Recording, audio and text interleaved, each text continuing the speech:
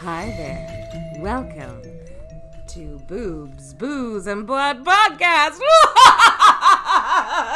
I don't know why I always want to do that. It's just fun. I tried the first way to be more like telephone actress-y. Yeah. Oh, yes. ASMR or whatever. That did not last. You mean sex phone operator? Yes. Well, Miss Ween. Miss Ray. What are we here to talk to them? Well, I'm glad you asked. Well, I'm glad you asked. So we are continuing our Halloween film anthology series, and we have moved on into this millennia, kinda. Yay! Sort of, kinda, yeah. Right? Yeah. No? Second one was. Yeah. But the first one was in 98. But it's fine. Yeah. It's the ones I remember coming out. I remember when they were new. Wow! And we only have 2 tonight, so we're not going to have like a random episode like number like 6. Sorry about that. A lot of that was the booze, though. But look what we did. I know. Look what you did. Look at our love of Baby Paul Rudd made him the sexiest man alive. Hey! Look at us. We did it. He truly fine. is. He truly is. And he also seems like the nicest guy. Oh, yeah. That's part of the sexiness. It's all in this lovely little package. Paul Rudd-rito. I don't know. I'm really craving Taco Bell. Don't judge me. Oh, God, no. I know. I'm gonna shut up. So, because I'm supposed to be fasting, it's not working. No, but it is. So we are talking about Halloween H20 and the ill-fated 2 years later. Halloween Resurrection. I'm like, I can't remember. Halloween Erection. So we have some things to talk about on the front end of things. So why don't we start with Halloween H20? So like we said, it was 1998. We can talk a little bit about the documentary that we both watched. Yeah. The Halloween 25 Years of Terror. And then talk a little bit about production notes for Halloween H20. Sounds good. All right. So again, 1998. This is when Miramax has actually,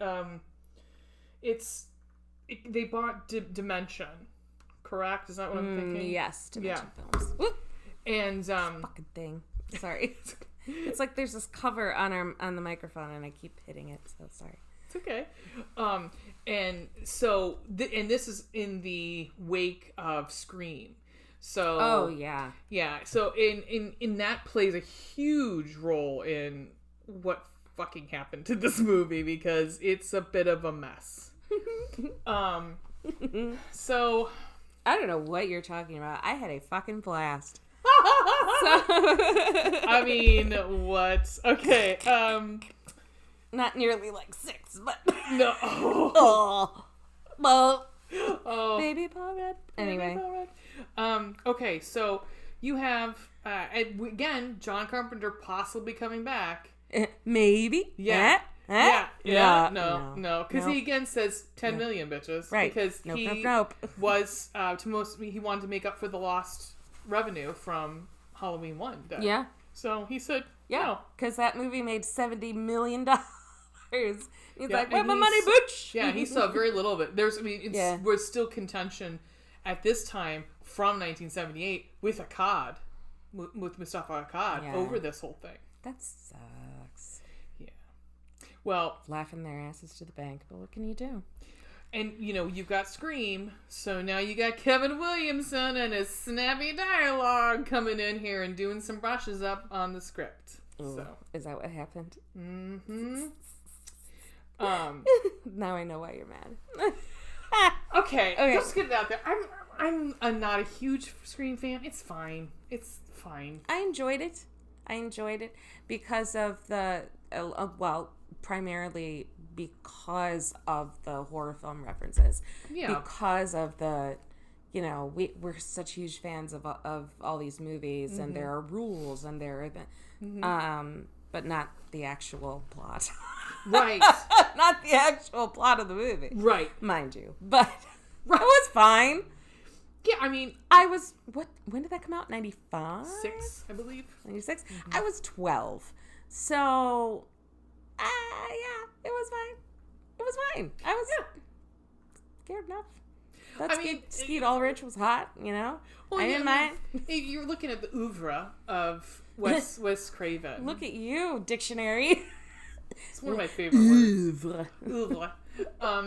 If you look at the whole catalog of Wes Craven, it's right up there. I mean, I will say, well-made movie. I mean, then he just kind of hacks it all to hell with, what was that, My Soul to Keep? What? Oh, have you not seen My Soul to Keep? No, this is why we're doing this. So I can actually watch the movies I'm supposed to have watched. Ooh, that one's rough. We gotta add that to the list. So with this one, we treat this movie, H2O, like pretty much 3 through 6 never happened. Correct. According to that map.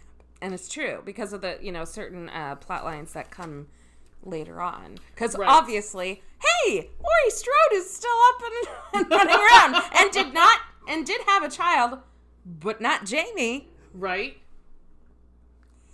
Just a little growling in the background. From the peanut gallery. Yeah. Someone didn't like that. No, yeah. Well, you know that she almost walked away from this. Yeah, I'm sure she was close. Well, because she did not want... she didn't want any sort of reference to like a sequel or and of course they then said, because they started filming Resurrection right after H2O. Like they were doing pre-production shots like the day after. They So I watched Behind the Monsters on Shudder. Mm-hmm.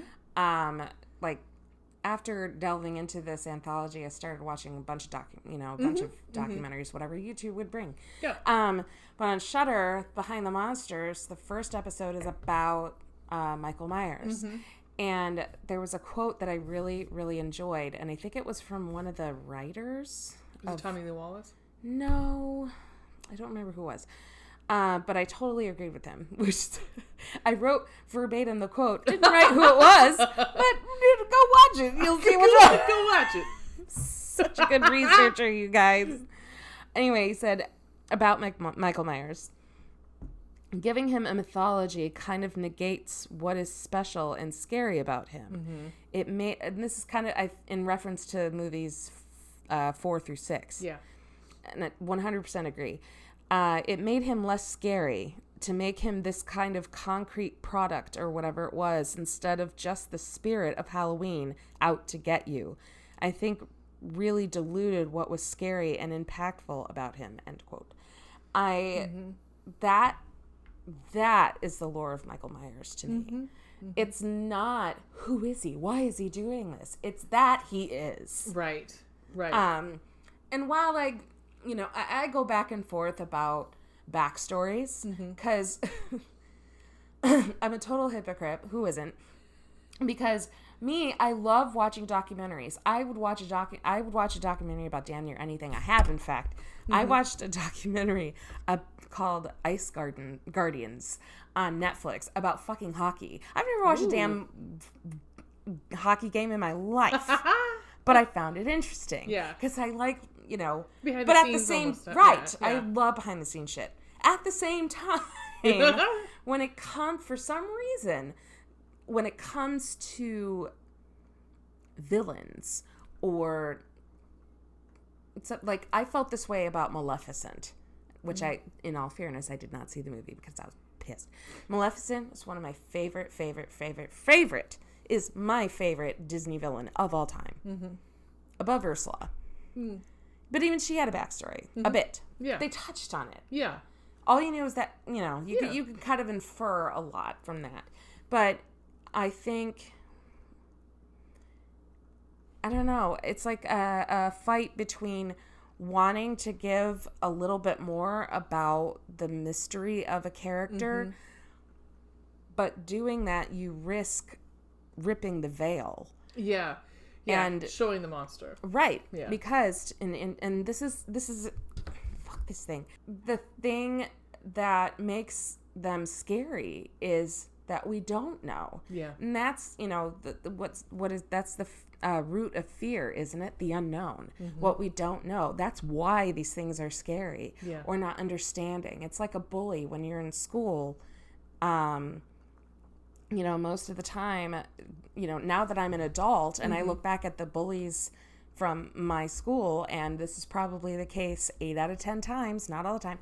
It's like, well, look at their home. Why is this kid such a bully? Well, look at what are they coming from? What are they learning? Yeah. What kind of home life do they have? Yeah. So the more you know and the more educated you are, the more information, the more understanding you are. And knowledge is power, right? Thank you, Schoolhouse Rock. So, but for the purpose of entertainment, it's like, don't give me that. I don't know. Is that weird? No, I kind of go back and forth on it. It goes back to my comment about the whole, at the beginning when we talked about the first episode, when we talked about... That was Cat this time. We talked about how making them siblings takes away from the faceless, nameless killer. Yeah. And there's something super scary about that. So it's like you're taking more mystery away from it, and there's something scary about just not knowing and I think I think it was Behind the Monsters too, where you had the guy from Blumhouse, the one producer who said, this guy is just wreaking havoc. That's what he wants to do. He is just blind. Pure rage and evil. evil. Rage, yeah. As described by Dr. Loomis. Exactly. So that we don't need to know his background. We just need to know he's a killing machine. Right. His mask, they didn't go through a whole lot, but in the beginning, what they wanted was, John Carpenter said, I want a blank slate. Yeah. I want something blank. Nothing. Yeah. They literally painted a mask white so that they would have a blank sheet of paper, right, or they would have a completely white slate. That's what he's supposed to be, with dark eyes. Can we talk about that fucking mask? Because there's so for this movie, there were about 8 used or something. There's 2 controversies. One is the music, and the other is the mask. Oh, yeah. So the score, John Ottman, who wrote the score, used a lot of elements he used the Halloween theme quite a bit. Well, Dimension was like, nah. Miramax is like, nah, we're just going to use all this Scream shit. So they literally used the score for Scream and removed his score for the most part. Really? Yep. The mask, we have 4 variations of the masks.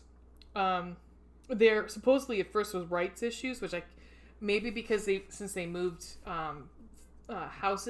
production houses, that might have been why, but possibly. They had at one point a close-up of a CGI shot of the mask is used. And that looked like poop. Oh, yeah. It looked like garbage. But, that was also the early days of that, in all fairness. Well, early-ish, because they started using CGI back in, Aliens, and not Aliens the second, I think 3 and 4 had CGI, and Jurassic Park, which were all in the early 90s. So but it wasn't 100% though. No, because all it was supposed to be a mask and a face, and they couldn't get that right. Yeah. And so from that documentary, 25 Years of Horror, they view Halloween as giallo. They configure that comes directly from European horror. They wanted something that was reminiscent of this silent killer that really that's what they were going for. I don't know if necessarily that's how it ended out, how it rounded out by the end, but that's what they were eventually going for. So do you remember the quote from Donald Pleasance in that documentary? No, what was it? I had to come around to seeing his way because it's his film. I was like, you're such a dick. And he was paying me, so I guess I had to. Yeah. I feel like, I don't know, did I get suckered or something? Because usually not all the time, we're 2 different people, but usually we share very similar opinions. but there's like a bunch of shit here that I'm already like, oh boy. Like, one of my notes is, kudos to the music arrangers for the opening theme. After you just saying that. Oops. JK. Well, I think it was fine because it actually takes from not just Scream 1 and 2, but also Mimic. So everything was fine. I just don't think it's what you're expecting from, like, I mean, literally my alarm on my phone is a trap version of Halloween. Right. So I loved that, and I wanted to hear it, and I didn't. Yeah. So I feel you. You want to go from the beginning? Yeah, let's do that. Halloween 2, starring the fucking banging Jamie Lee Curtis in this fucking movie. She's gorgeous in here. I mean, you know what I realized when was too? True Lies? So go on, So, the character Laurie Strode, who what's her fake name in this movie? Carrie Boyd. Carrie Tate. Carrie Tate. Yeah. Oh, Tate, huh? She, like, I did the math in my head. At this point in Halloween H20, Laurie Strode is 37, my age, and I'm like, oh shit! Like that kind of. I'm at that age now. Oh, I have a slight realization. You don't have a shithead kid like Josh Hartnett, though. Yeah. We'll get there. Yeah. But in the beginning. Also, True Lies is 94, so this is 4 years after that. She was gorgeous in that movie, too. Yes, she was gorgeous. And that was like her first/second, I think, favorite, movie role or whatever at that point. Yeah. And she's fucking amazing. So in the beginning, I wrote, holy shit, is that the same nurse? It sure is. Marion something or other. I can't remember. Yeah. I was like, fuck yeah, they got the same actress and everything. And she is gorgeous. Yes, she is. Damn. Yes, she is. I want her skincare regimen. Oh. We've got a 52 on Rotten Tomatoes for this one. Oh, boy. Yeah. Oh, the other one's worse. Well, the other one, yeah. Yep. Second thing I have is baby Jogolev. I have that as my fourth note. My first. Too. Oh my god, yes, because I was like, what? Oh god. I totally did not know. They're the same age. Why would you start a Michael Myers film with Sandman? Seems like more of a Freddy song, Mr. Sandman. Agreed. Maybe they beat Nightmare on Elm Street to the punch. I don't know. maybe. But give her to well, it's kind of a romancy song. It's not just that would be more apropos for Nightmare on Elm Street. But anyway, moving on. Making that. I just said okay. So I was in a show this past summer where I sang that in like a 4-girl doo-wop kind of style in a musical, and it was tons of fun. So, but oh my god, the beginning, that bum bum bum bum bum bum, I cannot count. And I had the heart. So it's kind of styled like barbershop quartet, and if anybody's even remotely familiar, my part was like the baritone line, which is the hardest line, vocal line in a barbershop quartet. It was not fun. And then, so in the beginning, because we did the bum bum bum one at a time. Yeah, like one person at a time. Great. Oh, we got there eventually, but I had to learn to fucking count. It was a journey. It was a journey, and it was baby Jogo left. And see, I can't count. I had to add an extra syllable in there. Poor thing. He gets a skate to the face. Yeah, he does. He sure does. Right in the face. The tree. Okay, so to give you a little heads up of what's happening, so the nurse from the first movie, the very first, very first, and second, and second, she's in the second. She's living. She has, pretty much at this point we know Dr. Loomis has passed, and she is pretty much the keeper of all his records and everything, and we find out that Laurie has gone into like witness protection and changed her name. And so this nurse has got all this information. She lives next door to Jogolev, and she comes home from work and something's not working. The lights are off? No. the light. She noticed that the front light was broken, and she was like, "Meh." But then she goes inside, and something. I can't remember. That the door's already unlocked. I can't remember what it was, but she was like, "Oh no." Yeah. Smart fucking woman. Yeah, exactly. She's not fucking around. So she discovers that the file of Lori is missing. I think that's what happens.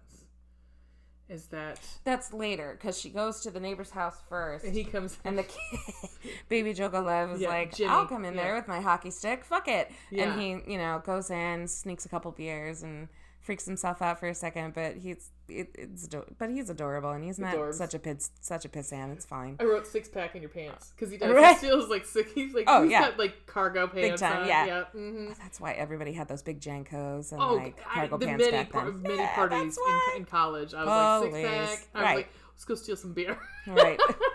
So he comes back and he's like, nah, everything's cool, but your office is fucked. And she's like, okay. So she runs in the office. And by the by, she's like, called the police. So they called police. No police yet. Yeah. Why would you go in? Okay, Yeah. But she, Oh, yeah, no, she's waiting for a long fucking time. She's like, fuck this, and goes into the house, I think. Yeah. And, looks at the office and looks at what was rummaged through or what was taken. And there was a photo of Dr. Loomis that I think might have been cracked. Maybe I'm making that up. But then she sees that the Laurie Strode file is empty. Dum, dum, dum. Then we get our, main credits. Right. Which is, anybody else get sick to their stomach when the Weinsteins come up? Yes, I've been noticing that more and more. I never, really paid attention much before, but now, whenever I see it, I just, middle finger right up there. Right there, buddy. Did they both get? No, I think it was just the one. Because she's a sister, too. But. And then, this was directed by Steve Miner, right? Yeah. Steve Miner is pretty well-known horror director. Mostly Friday the 13th. House is another big one. Lake Placid, which I adore. I think it's hysterical. Oh, with Betty White. I can't wait to see this. Sorry, I have another note. How does Michael always know where the fucking fuse box is? I have many questions about Michael's intelligence and his handyman utility abilities. He's that. I mean, but what? I just. Michael knows how to do research, guys. Michael knows how to do research. Right. He knew how to find the nurse. Right. Fucking okay. Right. He's all suspension of belief. He's movie magic. But then again, this is exactly what I was complaining about in the beginning, stripping away the mystery. We can't know about these things because he's fucking like, okay. But we know. We can't throw logic at this. Man knows how to get over to that with the Latter-day Saints. What is that? The ancestry. In case anybody knows. Church of Latter-day Saints keeps ancestry records. They're very big with that. That's one of the things a lot of people, I don't know if they know or not. Yeah. But he must have the in. So credits. Nice. Mama Janet Leigh gets a part in the movie. Yeah. I think that set me on a squeeze. She gets one of the best entire movie. Yes, she does. Yeah.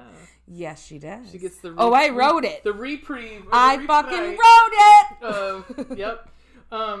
So then. And then I wrote kudos to the music arrangers. Fuck me. Sorry. That's fine.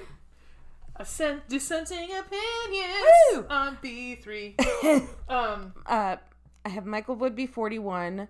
Laurie is 37. Because in the beginning, when the cops finally show up, they're like, dude, he'd be this old man by now. And the one cop was like, he's younger than me still. Yeah, I know, I looked at that. Because he was a child. Yeah, because I was hoping that they'd come by and be be in the rest of the movie and but that's the last we see of these guys. Boo. The shots of the school are like we're traversing Hogwarts.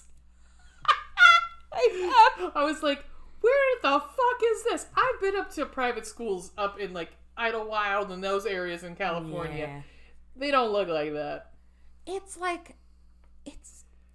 I've never seen or been to or seen any place like that. Not even a college. I understand this is a preparatory school. Yeah. For, like high school age kids and stuff where like, but like just everybody else lives in the dorms except for, what's her son's name? I don't remember. What's her son's name? Baby Josh Hartnett. I did write Baby Josh Hartnett. John. But Johnny. John lives with his mom, who's the headmistress or headmaster of the school. Yeah, she is Dumbledore. He's Harry. Michelle Williams is Hermione. We got to get to these friends. Oh, I know. Holy shit. Okay. Oh my god. Okay, hold on. Jeannie Lee Curtis, I love her dearly. I fucking love her. Not the best nightmare actor when she's having a nightmare. No. It was not good. I was like, I'm gonna forgive you because I love you. I'm gonna let it go. I'm gonna let it go. I'm gonna let you finish. That really bad nightmare scene. I know. Oh, I wrote, poor Lori. This makes the most sense than any other attempted plotline yet. Victims of trauma suffer more than we think. And even at the time, not a lot of people were socially aware of these kinds of things. Night terrors, medication, therapy, substance abuse. The list goes on. She's got it all in here. Oh, yeah. She's got it all in here. And who can fucking blame her? Right? Why did every guy in 1998 wear shirts 20 sizes too big? That was the style. We were just coming out of the grunge era, right? So at least it was clean. Well, I was going to school. I went to a private school. And so all the guys I went to school with dressed like this. Yeah. Like, they all looked like they were wearing their dad's clothes. Yeah. We all found it really sexy. I don't know why. I did too. I was a sucker. I was a sucker for it too. They all, baggy clothes and like, lean, laid back and chill. It was like everything looked like lackadaisical thing. Yeah, wrinkled and slept in and. Yeah. Oh, the hair too. Oh, and so the coif. He's all pissed off because she won't let him go to Yosemite because the whole school's going to Yosemite for the weekend. I was like, who's going with these kids? Yeah. No, they had chaperones. Not many. Well, we don't get to see Yosemite because I think that would have been a lot of money that we didn't have right. to see Yosemite. No, we didn't go. No. Because and I wondered too. Like he was all like, "You won't let me go," where? But then all his friends are like, "Dude, I'm not fucking going." Yeah. His one friend who is 12 and a half. I was like, there is no way in God's green earth that baby Josh Hartnett and Michelle the Goddess Williams are hanging out with this loser. There's that guy, that kid. There's no way. There's no way. I was like, and I'm sorry, there is no way that Jodie O'Keefe, Taylor fucking Vaughn is dating this guy. Do you know who? Do you know? No. Do you ever watch She's All That? No. Oh, come on. No. So good. Is it? Yes, it is. Was that a bet? Was that a fucking bet? Yes. Oh, yes, it is. But there's no way that Jodie O'Keefe is dating. I've seen the original. It's called Taming of the Shrew. Or no, not Taming of the Shrew. Fucking Pygmalion. Fuck you. Anyway. Wait. Freddie Prinze Jr. I know. And I have issues with that, but it's fine. Yeah. Oh, we'll just cut her hair and take off her glasses and put on fucking mascara. Yeah. Boom! Yeah, and Six Planets None the Richer plays. And yeah. Okay. So, okay, I wrote, plot point, 4 through 6 never happened, thank God. That being said, I'm still stuck on how he knows how to drive, and how he knows so much about utility lines. Oh yeah, and how about like that truck looks like, so he steals a truck. Right. To get to California from this mom and her kid. I was so worried. I was so scared. I was too. I was already writing. I said, "Oh, come the fuck on, dude! Little girl's gotta rock a piss, man." Yeah, I mean, oh my God, lame. But then I was like, "Okay, you just took the car. It's fine." Yeah. With that in the car, have you seen Jeepers Creepers? Have we talked about this? Oh, I did when it first came out. I actually watched a movie, you guys. You and my no, because this my is when I was Veronica. Yes. You can have No, I saw that. No, I was working at. This is when I was working at Blockbuster at the time, and when it had just come out on video, I had seen it, but that's the one and only time I've seen it. But I remember it was like way better than it looked. Well, it reminds me a little bit of the Jeepers Creepers van. I'm showing you the van right now. A little bit. Not come the fuck on. I know. Internet. A little bit. Oh! A little bit. Yep. Gross. Gross. I mean, that guy's a pedophile, so who directed that movie? Tin roof rusted. I wrote, there's, quote, psycho. LOL. Haha. LL Cool J calling Lori a psycho. I'm like, get it? Do you get it, you guys? Do you get it? Do you get it? Do you... Also, his smut is the worst smut on the planet. Oh, well, of course. It's not supposed to be good. Yeah. Okay. So John, Lori's son, has never been able to celebrate Halloween. Yeah. Shocker. Yeah. No fucking kidding. And he gets he gets very upset with her. Oh yeah, he's got a stick up his ass about it. He's never coming back. I'm like, well, you just jinxed it, asshole. So right there you go. Well, this is right. Horror movie rules, dude. I also wrote there is no way that Lori's son would be in her class. Right, I was thinking that too. Fucking way. I also wrote every student in this room is over 30. I know. Except for baby Josh Hartnett. Yeah, he was 24. So, and his friend, who was 12. Oh, yeah, 12 and a half. So we're also then introduced to Adam Arkin, who plays the love interest, some random teacher. Oh, he's kind of cute-ish, though. No, I wrote, whoever thought he was a romantic lead, get the fuck out of here. I said, watching them kiss makes me want to vomit a little bit. Yeah, I'm sorry. Differing opinion. I like a silver-haired daddy. That's just me. Oh, I do too. I just don't like Adam Arkin. Not him. Oh, okay, that's fair. That's fair. Chicago. He is kind of, but I think it's somewhat supposed to be this way. He is somewhat two-dimensional. You know what I mean? Yeah, there's not much to him. No, because he gets because he's. Well, yes, and he's analytical and a counselor. Yeah. That's right. He's a counselor. I forgot what he was doing. Yeah. Right. Yeah, he also has one of the most awkward interactions with Michelle Williams and Jodie. You know. Yeah. Oh, I have that in here, but I'm not there yet. Like, yeah. I was like, this is disgusting. Okay, let me catch up to you. Okay. So hold on.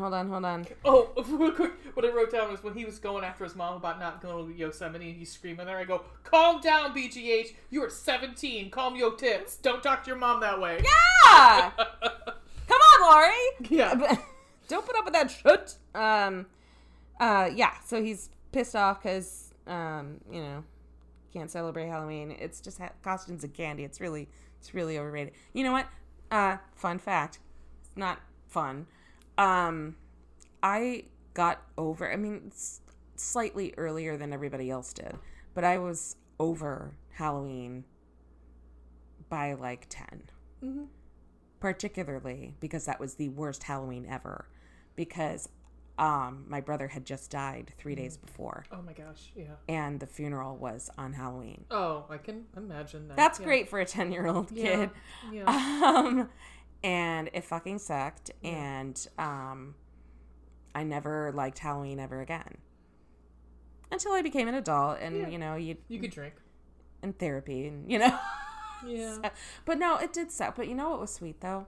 I was 10 years old, right? And not many 10-year-olds even are grasping the concept of life and death yet. Yeah. Or maybe through a pet, if that, by that point. So obviously not many kids went to the funeral. Yeah. But there were these two boys from our church at the time. They came and gave like half their candy to me and my sister because we couldn't trick or treat. Oh, that's very sweet. Isn't that cute? I love shit like that. I know, like that warms my cockles. And like it yes, I love when children do like selfless things like that. It's very like kind. It's a sweet thing. Hope that like they're becoming it's like, just oh, good dude, humans. I so don't want this candy, but thank you. Like it was a sweet thing because of course boys are like, what can we get? They won't be able to trick or treat. Oh, we gotta give her candy. Yeah. It was very sweet. That was a sweet moment. But anyway, I didn't like Halloween either. It's overrated. Michelle Williams. Not really though. Fine. Oh yeah, she's beautiful. She still has a little bit of that and baby. Yeah, that's what I'm talking about. The little bit of that baby chub. You know, because she's still young and a teenager. And I'm not calling her chubby. No, don't you dare. I'm 3 times her size, but no, she had like baby face. She had a baby face. Yeah, I mean she had it in Dawson's. She's absolutely fucking gorgeous. Like, oh yeah, she's beautiful. Girl. She's just I mean, throw a leg over it. Damn her. And I should have again with my freeform notes. I should have placed where this in the plot where this was. I just I wrote. There's that Fate reference again. When she's talking about Frankenstein. Yeah, because it was in the class. In the class. Yeah. Now I remember. And secondly, a lot of quotes, right? Referring to the first. Yeah. Everyone's entitled to a good scare. That was in it too. I was like, oh my God. And then... If I could be maternal for a moment, Jesus, it's spread on thick. It's Jamie's fucking mom. Yeah. So her mom plays Carrie's secretary. Right, her secretary. Yeah. P.S. Remind me to look up Janet Leigh's skincare regimen too. She's, how old was she there? I don't know. She was beautiful. Gorgeous.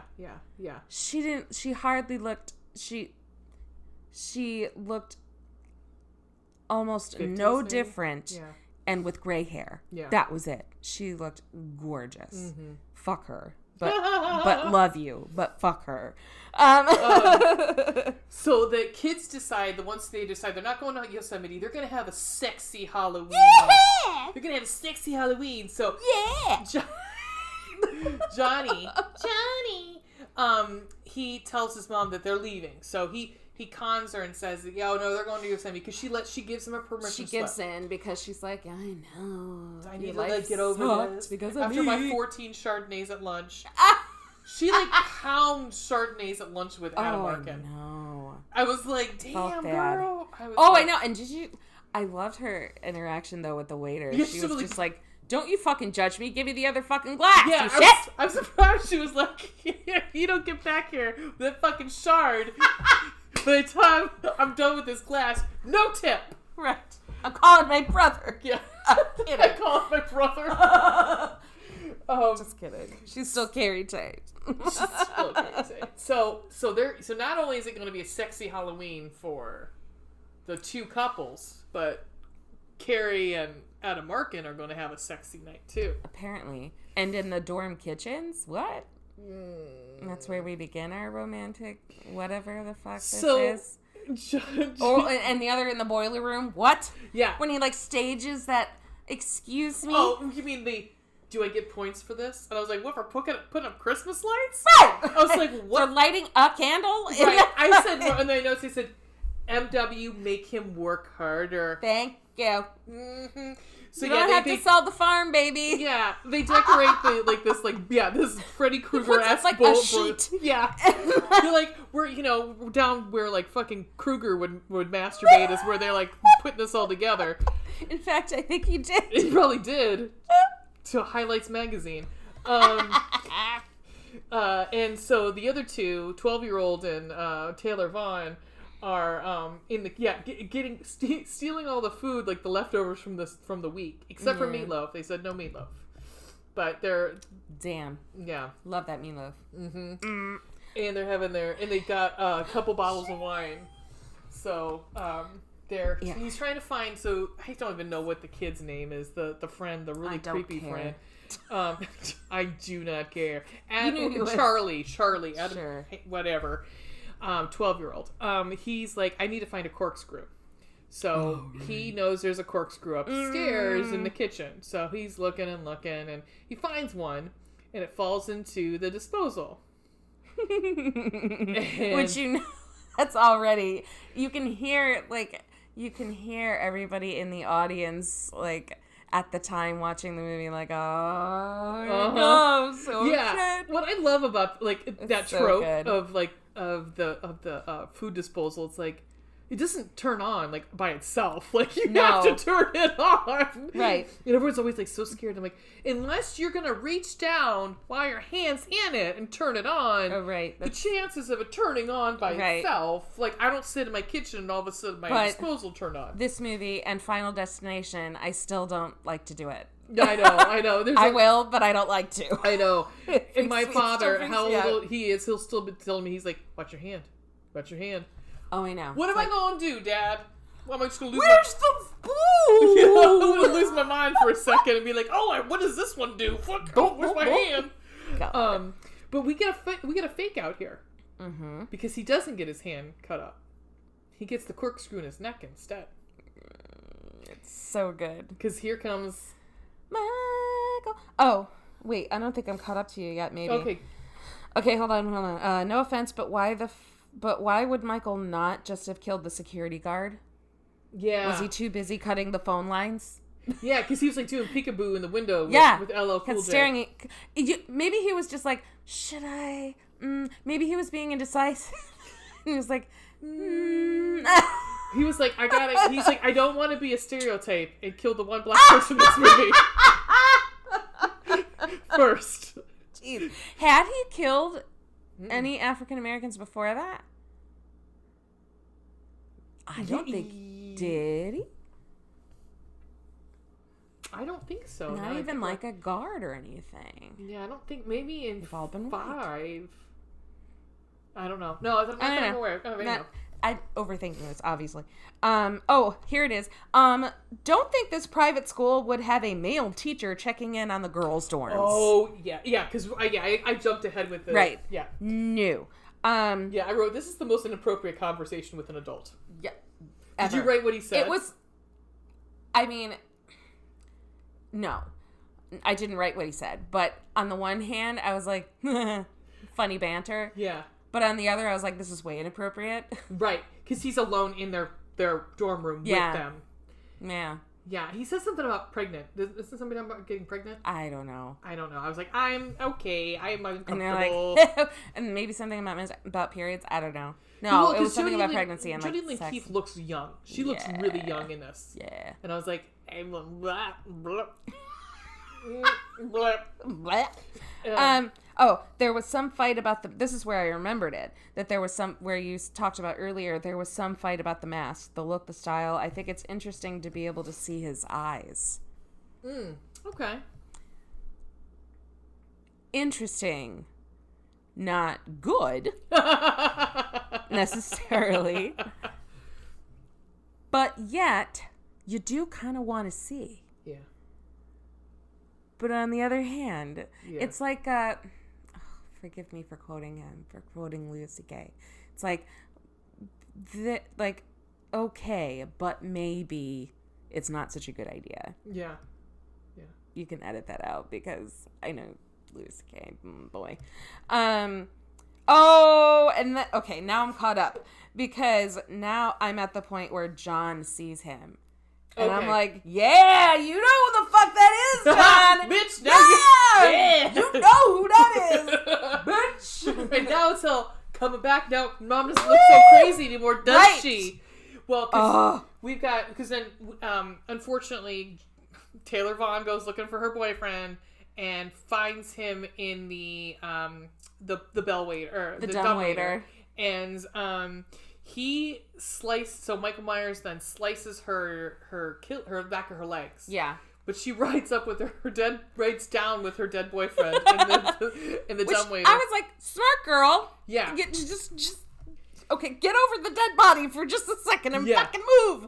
And she does, poor thing, but she can't move. She's pulling herself along, and in comes Michael, who steps on her back and stabs her.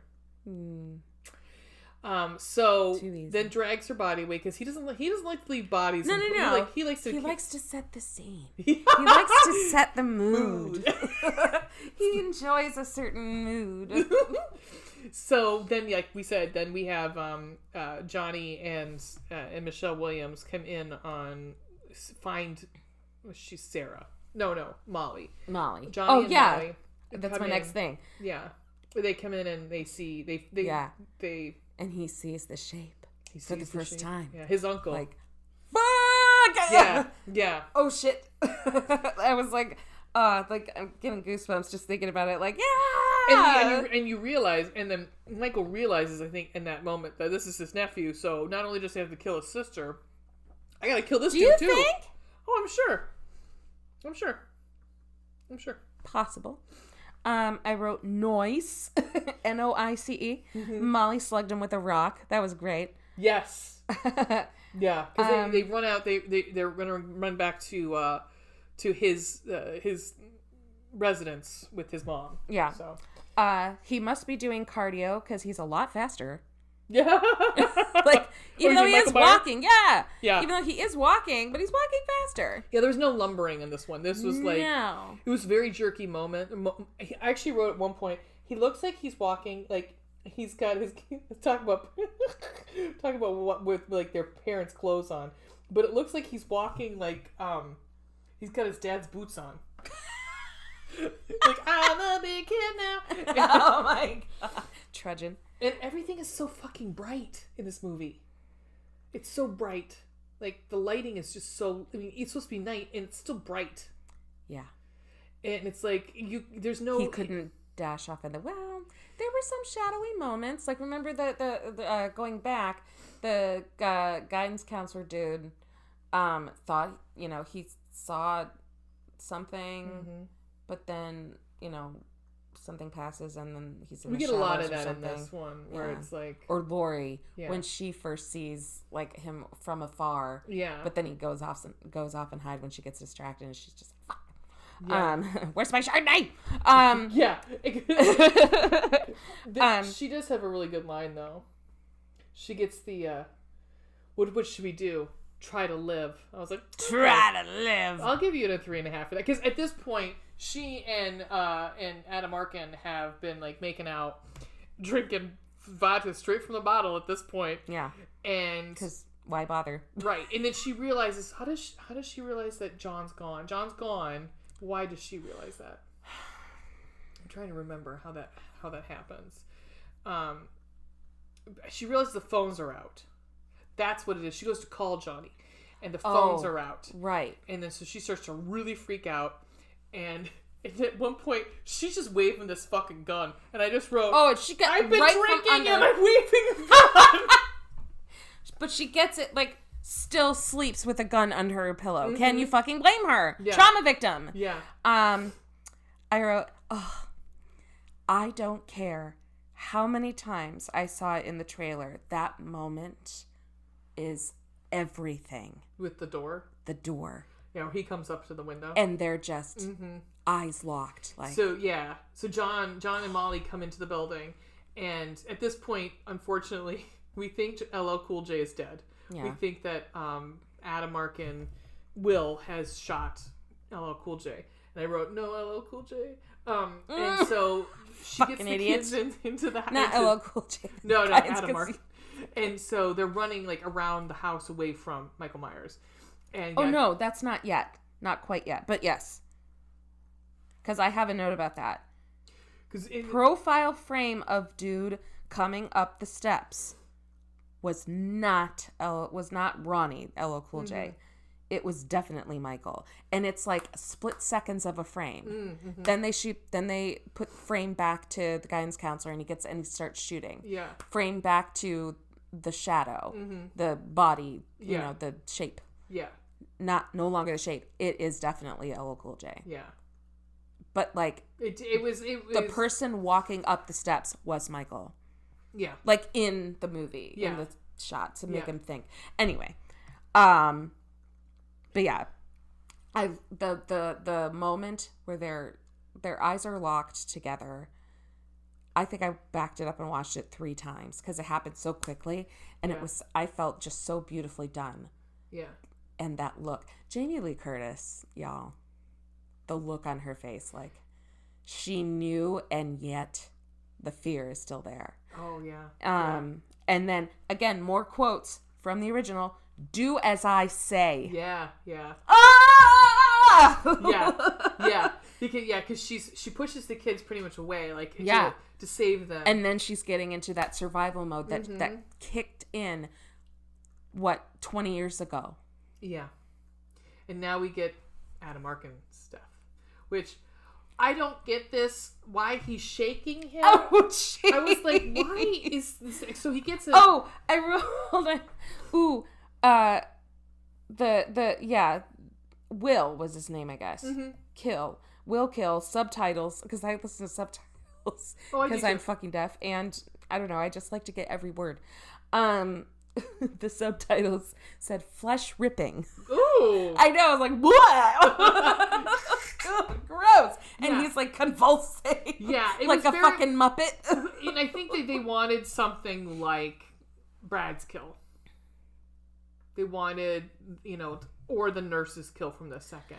Or he lifts him up. The nurse's kill from the second. And but he doesn't shake her like a dog with a toy. I was like, what is happening? Why is he shaking?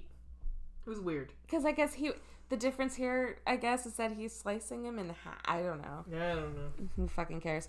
I wrote... Yeah. Also, I wrote, Michael Myers does parkour now? That's what I'm saying! Coming down one-handed. He did it again in the second, in Resurrection, too. Yes. I was like, this is stupid, guys. He is strong.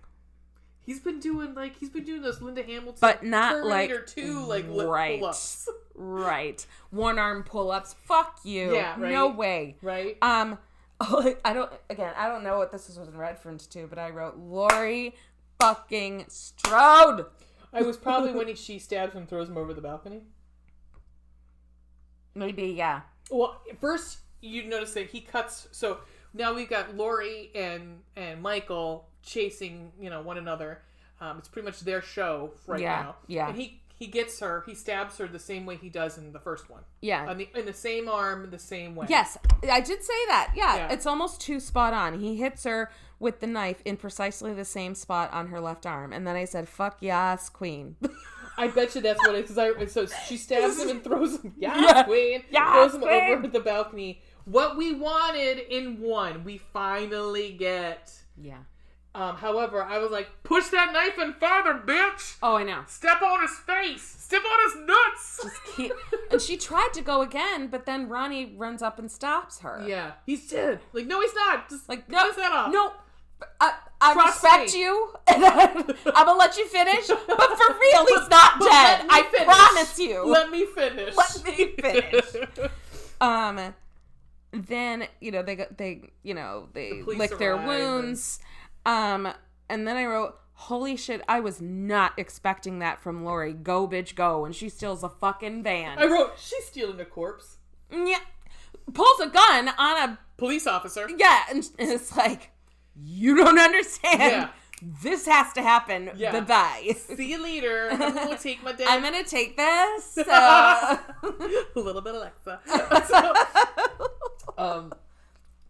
Yeah. And so she I was living in this. I loved this. I do like the ending of this a lot. I do. It's so satisfying. So she's driving this corpse of her brother, quote unquote, brother. But she knows damn well, because she keeps looking back, waiting for him to get back up. Seeing how far she can get before he gets back up. Because you get down, you get back up again. You're never going to get me down.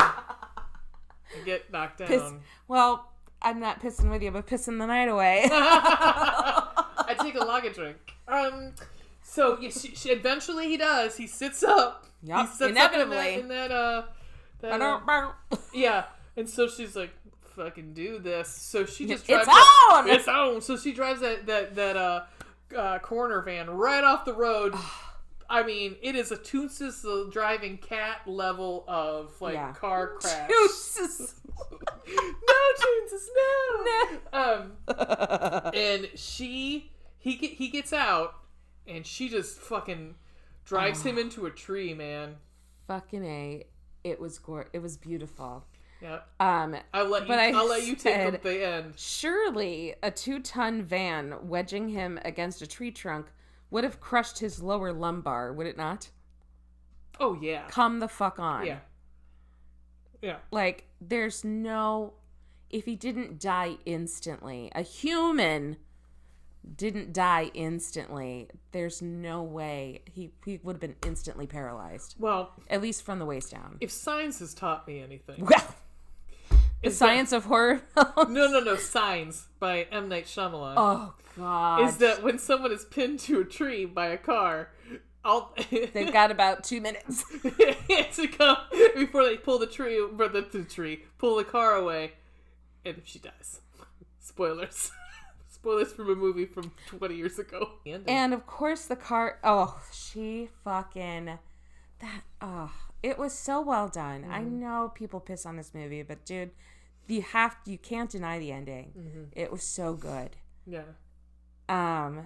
You know, reaching out, like he's reaching out to her, but not to her, like, help me.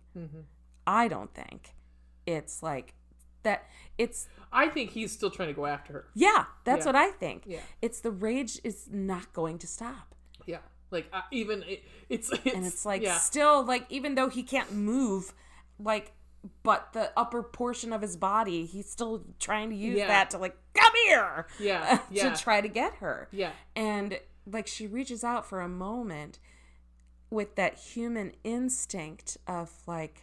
I'm really gonna fucking do this.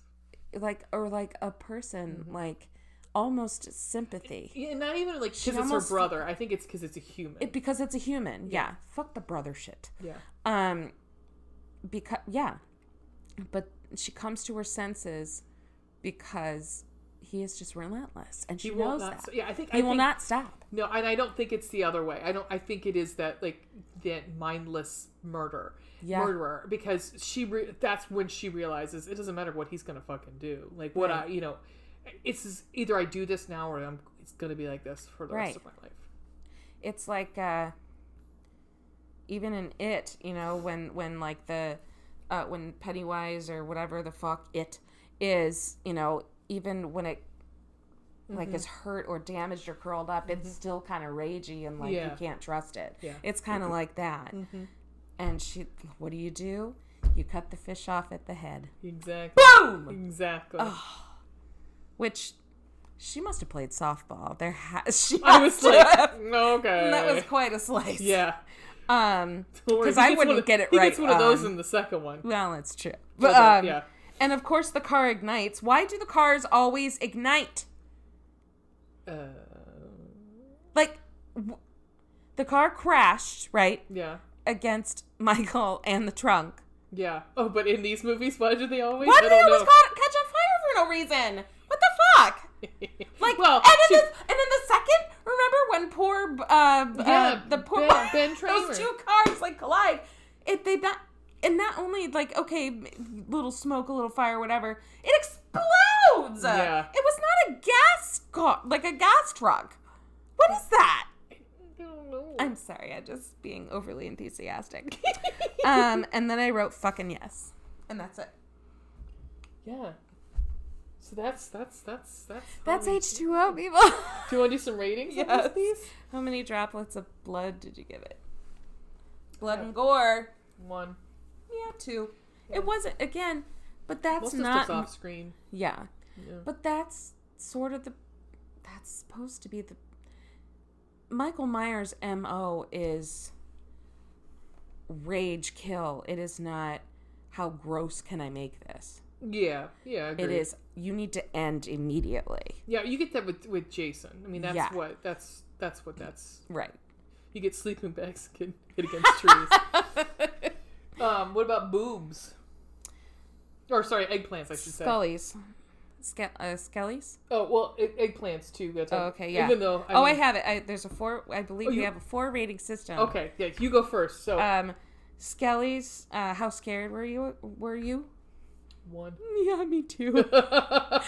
But again, this was it was what it was. I think it was supposed to be. It was supposed to be for Laurie. It was more about her than him. Yeah, agreed. It was supposed to be about an ending for her and more of a like, fuck yeah, let's go, bitch. Yeah. So it wasn't scary, but yeah, I was thrilled and it was good. Okay, sex. Is there a negative? 0 stars. Yeah. There were I wrote 0 eggplants and peaches. Yeah, there was literally nothing. Like this. There was no sex. Nobody had sex. And honestly, in all honesty, this could have been PG-13. It really could have. If it was, if they didn't throw the F word in there, there was no sex. There was really not a lot of blood or violence. Mm-mm. Yeah, I did the dumb waiter thing, like that poor kid. But honestly, anything we see on like Chucky's now series, which has gotten really good reviews, like crazy reviews. Really? I don't know if I can handle a TV show. Oh my god, that's another series I have not watched on purpose because I'm terrified. Oh, it's right up to us. Okay, look, everybody's got their thing, right? Even people who love horror films, like I do. I draw the line at dolls. For whatever reason, that's where I draw the line. I don't like teeth things. I don't like eye things. No. I don't like... Ooh, eye things. Nope. Blech. And I don't like... Yep, that's it. Cold Black Hearts, Miss Ray. I know what yours is going to be. Yeah, I didn't have very much fun. I had a 1. You had a 1? Maybe a 2. 2 for LL I'm not trying to negotiate. 2 for LL Cool J, because he made me laugh with his smut. And also, he's fucking adorable. He is. He's legit. And he, of all the people that, tried to act over the years, people that tried to branch out from one career to another in entertainment. Yeah. He's one of the exceptions. And not with this movie necessarily, but Deep Blue Sea is the best part of it. Oh my god. Motherfucking shark! Love it. But he's since proved his acting chops. Yeah. He was in that TV series with Chris O'Donnell, I think. Still is, man. So this thing's still going strong. Is it really? Pretty sure. Really? Wasn't that's NCIS? Is it NCIS? Is it? I think Hawaii, Vegas or Hawaii or something. One of those. I don't know. 4 hearts. Oh. 4 cold black hearts because I was so rooting on for Laurie. I was very happy. Okay. I mean, I was. Well, you were. Until this next fucking piece of shit. So we're going to take a break and come back and talk about Resurrection. Resurrection. Off the res. Insurrection. Off the res. January 6th, Insurrection.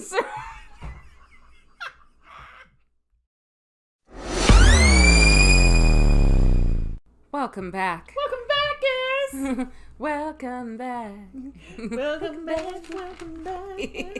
Mr. Kate. I'm too young to know what that is, but it's fine. I have a lot of notes for this fucking movie. Oh, yeah. Oh, I meant to say in the last one. Oh, I do too. Shit. I meant to say in the last one. Fuck Creed. Let me just say I know! It's like, is that... What voice is that? I've heard it before. End of credits. Fuck you. Okay. I don't have too many notes on production notes on this. Do you? No, because it was exactly the problem in the beginning. It was such a success. Let's do another one. Well, for no reason except to make money. The reason, so when JLC almost walked away in the first one is because they were already setting this up as it was the paramedic and all that stuff because she adamantly did not want to come back. Yeah, but they're like, this is what we're gonna do, and your ending is gonna be you'll never come back. And so she's like, okay, fine.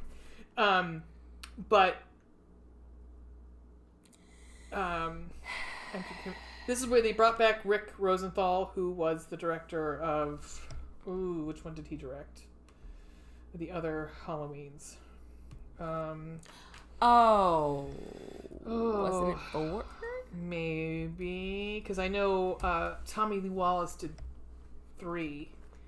And I want to say he did... I thought he did 2 as well. I think he did both. But so he's back for this. They wanted 4 different endings to this movie. And they're like... Well, why not just do what they did in 6 and just put them all in there? And label them something different. Producer's cut. Executive's cut. Sound man's cut. Best key grips cut. Best boys. Best boy. He did... Prefect. Anyway. Halloween 2 is his. Yeah. Was his. And Bad Boys, but not the Bad Boys you're thinking of. So they also reconstructed the Michael Myers house in a soundstage in Vancouver for this one. So we don't even have. It looks like it. It looks like a soundstage. Yeah. Because what had happened to the house at this point? I don't remember. In the movie, it has been vacant for so long. No, not in the movie because it was vacant. But not. Oh, you mean the actual house? I don't know. Because I don't think it's ever been owned by anybody else besides, because it's been a museum for a while. Yeah. So I don't know. Well, maybe they were still trying to cash cow that. So could be. Who knows? So Akkad actually had Mustafa Akkad had a clause that would legally not allow them to kill Mike Myers.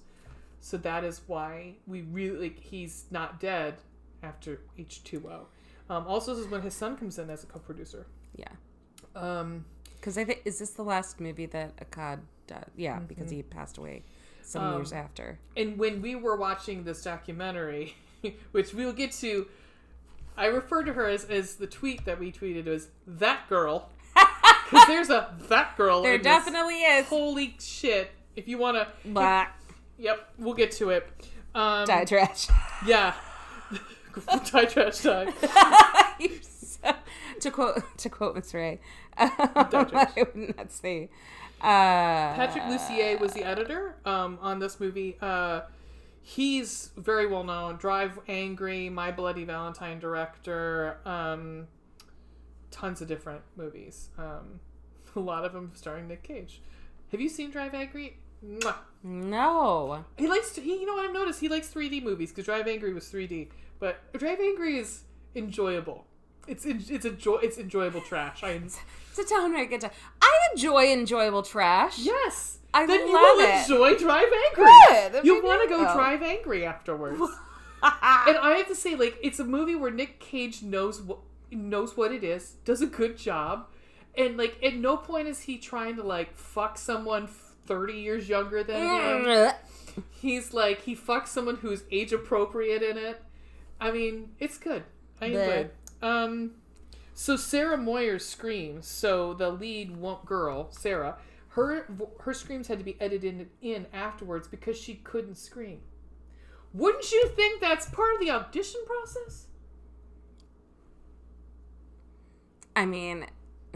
That should be one of the things. Hey, can you scream for us? But apparently she was too pretty. Okay, wasn't her acting. Let's just say that. No. I don't think it was anybody's acting, let's be fair. Rookie of the Year was in this, dude. Yes, he was. I kept calling him American Pie. I'm like, American Pie's doing something. So the alternative titles to this were Halloween, Homecoming, Halloween H2K, and Hollywood. God damn it! Halloween, MichaelMyers.com. Oh, lame. So...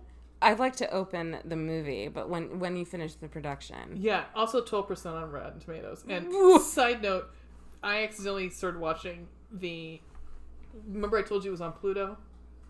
Yeah. Yeah, no. The Spanish version was on Pluto. And I started watching and going, why is this all in Spanish? You might have been just as well watching it in Spanish. I would have loved it if it all been in Spanish except for Busta Rhymes. That would have been amazing. Oh, yes. This also stars Busta Rhymes, Tyra Banks, T-Banks, mm-hmm. Some random bitch as Sarah Moyers, I don't think she's gone on to do anything else. Katie Sackhoff, beautiful Katie Sackhoff, later Battlestar Galactica fame, Longmire, yep, and Sean Patrick Thomas as a food obsessed chef. I don't even know what his part was. Whatever. I have that. You know what? I'll save that for later. Sean Patrick Thomas. Oh boy. Also, I think we talked about this before. There is a Donna Chang is played by Daisy McCracken.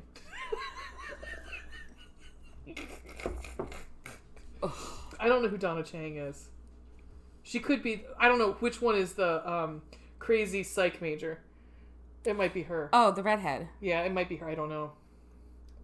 We don't know too many of the. We know poor things. We know the For music, some of them, this is the their music first. major.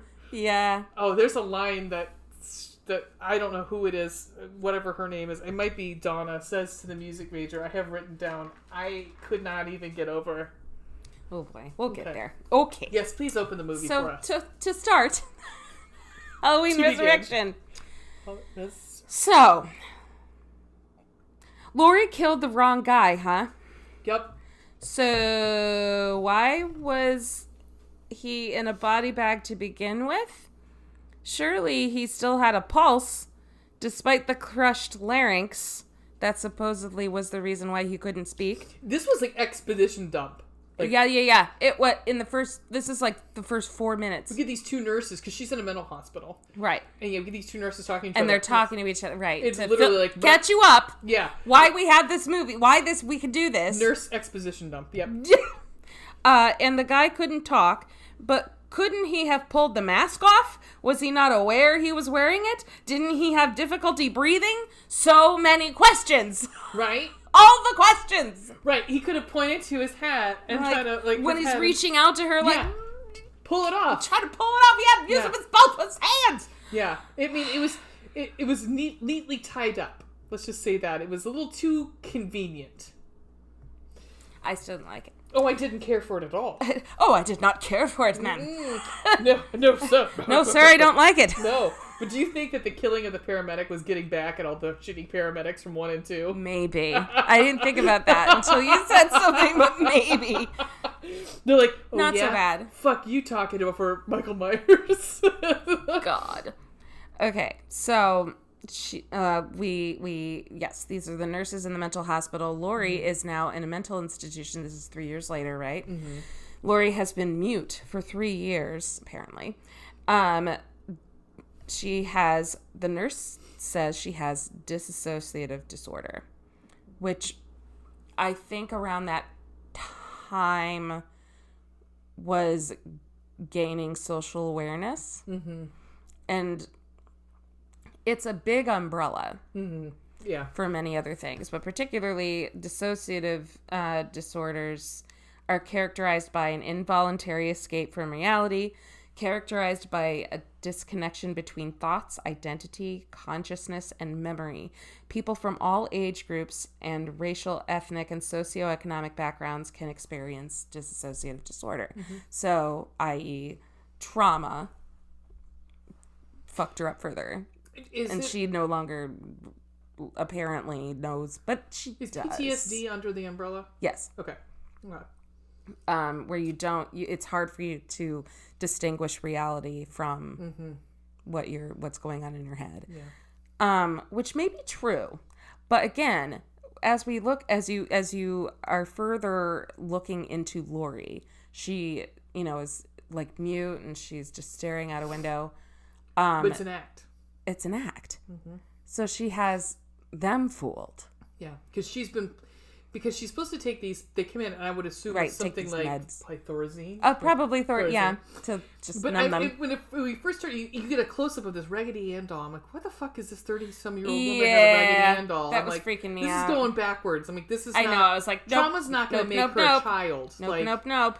And then we find out why. It's because she's been hiding her pills in the doll. Right. Good for her.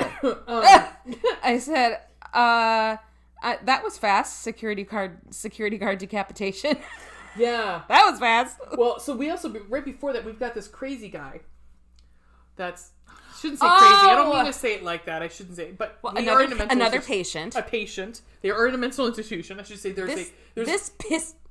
keep going. He's got he's walking around with this like clown mask on, and they his name is Harold. Yeah, they wrangle him up, did you notice, if you have the subtitles up, they correct the mistake that happens. Because he says John Wayne Gacy killed 32 men. It's actually 33. They correct it in the subtitles, which I thought was interesting. That's funny. I was reading the subtitles and I didn't know. Yeah. Yeah, because it was 33 and they weren't men. They were boys. Oh, yeah. They were boys. Yeah. But that's not a Harold technical... is very much like, he's obsessed with serial killers. I mean, Harold plays no part in this, but I mean, this is it. This is it for Harold. Right. Which I was expecting him to come back. I was expecting, at the very end, when they open, I expected it to be him in there. Yeah. Anyhow, but yes, we start taking out, especially the security guard that looks like Alex Jones.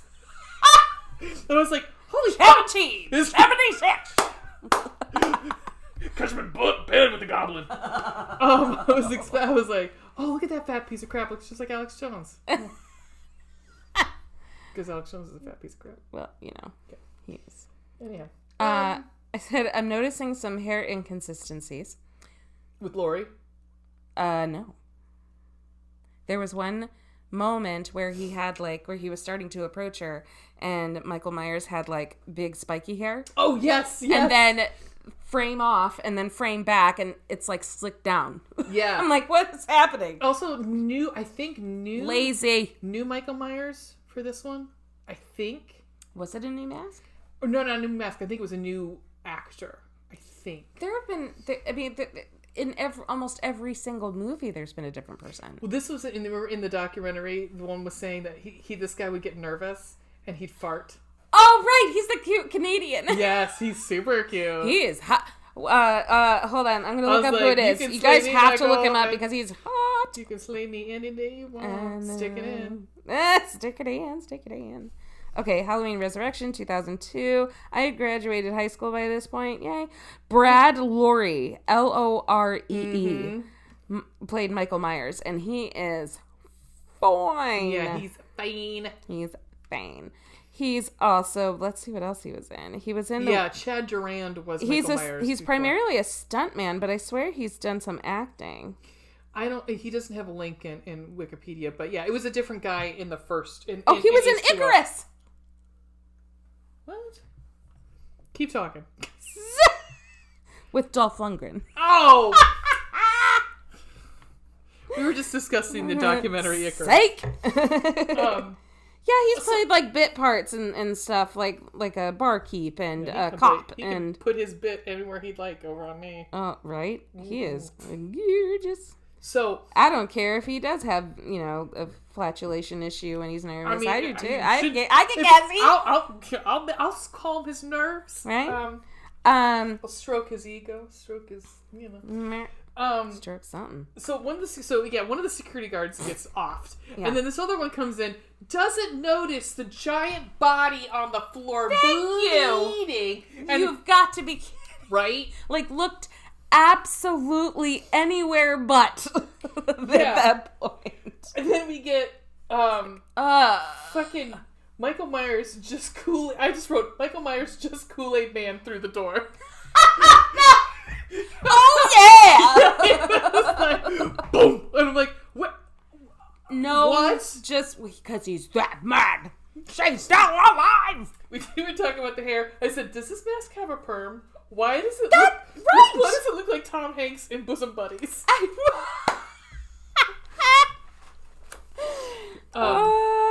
Okay, so he finds Laurie. Yeah.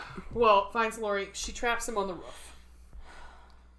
So then she saw traps him. Do you want to play a game to where he's hanging by his foot over the side of the building? Yeah.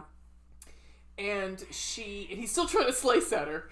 Right. And because the reason why she's in the mental hospital is because she killed the wrong person. Yeah. She's approaching him. And at first I'm like, what are you doing, bitch? And I'm like, oh, she has to be sure. And then she's like, I have to be sure. I'm like, see? There you go. Okay, I get it. There you go. I see where you're going. They led me like a leash. And she tries to take it, but it's just such a risk, man. Mm-hmm. And obviously did not pay off because his strength overpowers her, and they're somehow flipped. Yeah, I don't know how it happens. And he stabs her. He stabs her in the back because she's hanging on to him at this point. Oh, yeah. Then we get... Die trash. Not Jamie Lee Curtis. No. So Jamie Lee, as she's dying, she knows she's going to die. She knows that if she doesn't...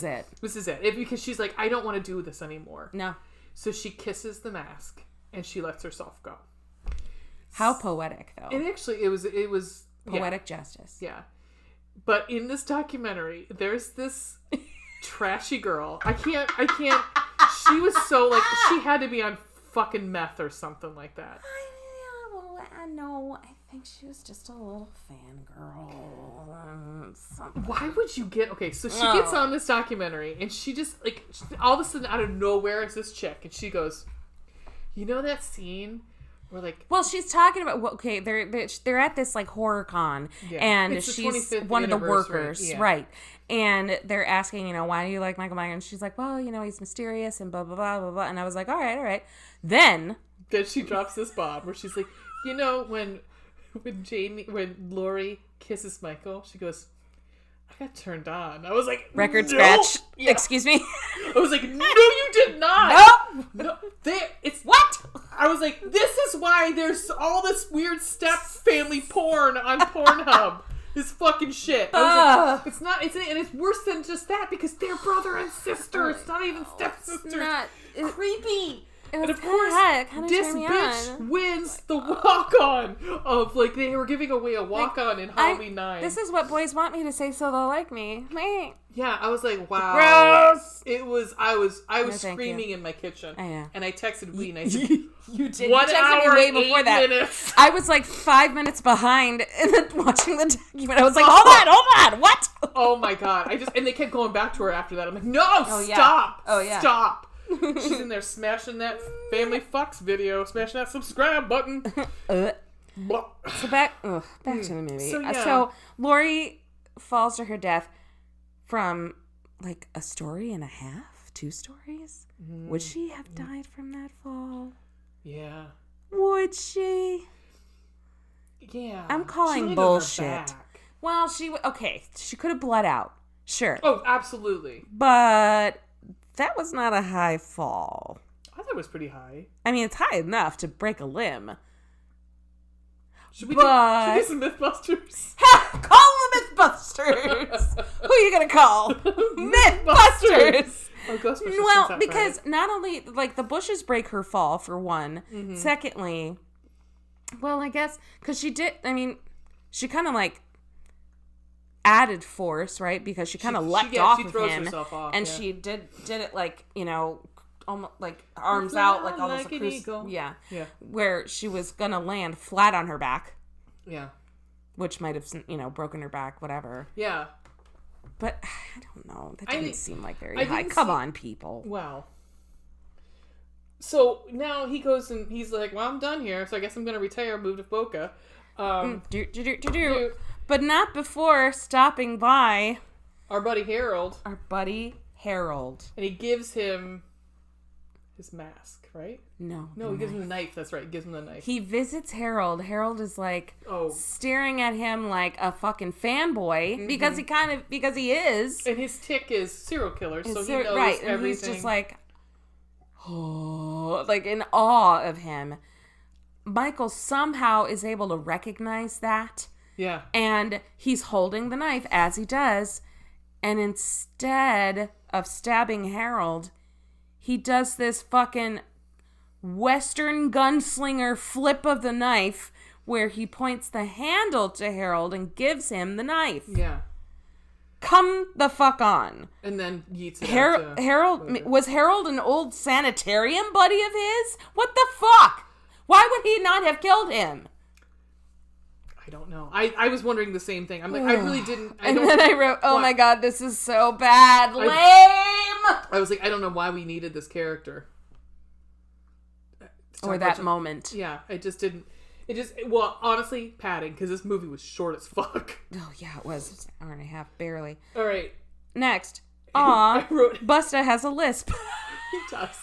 I never noticed until the movie. My first note is Haddonfield University, come the fuck on. Get the fuck out of here. And also, I love you, Katie Sackhoff. And what is this Kid Rock's bullshit soundtrack music? Oh, it was 2002. That's when awful. That's when his career was most popular. I have one word for you. It. Boo. Dangertainment. Ugh. And Busta Rhymes, his production company, I guess, is Dangertainment. But yes, he does have a cute lisp. It is very cute. And it's like, oh, look at you. He's actually, I have to say, Busta was super cute in this movie. He was just lovable. I didn't hate him. I love Busta. I do too. For real. But again, I hated the movie. Oh, movie, yes. And I hated trash. I hated him for being in the movie. But I don't hate him. It's Busta Rhymes. No, he actually was the best part of the movie. Well, that's true. Yeah. But except for the end. Fuck that! We're doing like a MTV Sphere. That's what this whole thing is. Yeah. So it's like they're going to get a bunch of people, like college kids, to wear cameras and go through Michael Myers' home. That's the point. Go through the house. And anybody, and apparently the technology is so good at this point that you can switch and flip, that not only does every camera have microphones, which was questionable at first. Right. But secondly, you can switch to any camera point you want. Yeah. Yeah. At any time. It was unbelievable technology for the time. Great. One of the people that's accepted onto the show has a little chat room stalker friend. Yeah. Oh my God. High school. Who's in high school? Yeah. How I miss the chat stalkers of yore. Yeah. Remember AIM? Oh. You know, it's like... Or Yahoo Messenger. Yeah, Amy also took time to try to figure out what your way message was going to be. Some coolest quote that was going to, oh, yeah. You know, speak to your soul. Oh, my God. Fart noise. So, we get, oh God, what are their names? From this point on, I did not have many notes. Just random things to bitch about. Notes. Okay. I'm not going to read them all because some of them are just... yeah. One is, oh, hey, American Pie. Thomas Ian Nicholas. Rookie of the Year. We got Sarah, Bill, who is American Pie. You've got Jenny, Donna Chang, who has to be the psych major, Rudy, who's Sean Patrick Thomas, and Luke Kirby, I think is Jim, is the music major. Oh, the musician. Yeah. Oh, he's a douche nozzle. Aren't they all though? Well, yeah. So they're setting up at the house. Yeah, they're setting up the house. They've cast their cast of crazy kids. Her internet boyfriend Deckard. Has a high school boyfriend on his wall that just says slap. I was like, I was like, he's set designer. That's all you can find. Cool. And he's got, so Deckard has the most annoying fucking friend on the planet. Oh, yeah. And they're going to a Halloween party. And they're going as Samuel L. Jackson and John Travolta from Pulp Fiction. And I just wrote, well, at least they didn't do blackface. Thank you! Thank God they at least had the sense. I looked at it, I was like, that. Jesus Christ, that is problematic. I was like, well, could have been worse. Because the little white kid goes as Samuel L. Jackson with a pick in his hair. I was like, okay. Yeah. Guys, oh my God. All right. But it's fine. Die trash. Are we at the setup at the house yet? Yeah. Since when did camera tripods have a pointed end? I was wondering that same thing too. So there's a camera guy getting all the angles, trying to get angles. And he's setting it up, and he's all by himself, and except that Tyra is... And T-Banks is like... T-Banks is in the trailer. Yeah, making her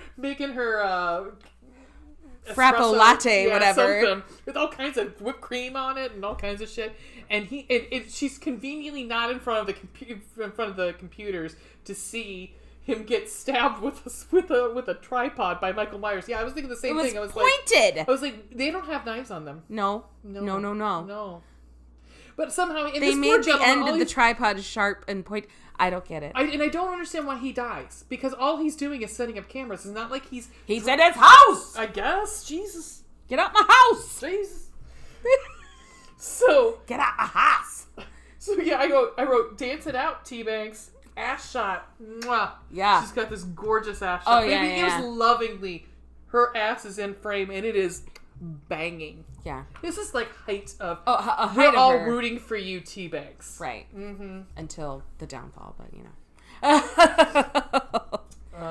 And camera guy doesn't scream either. He just lets him stab him. He's just in shock, I guess. I don't know. Whatever. Moving on.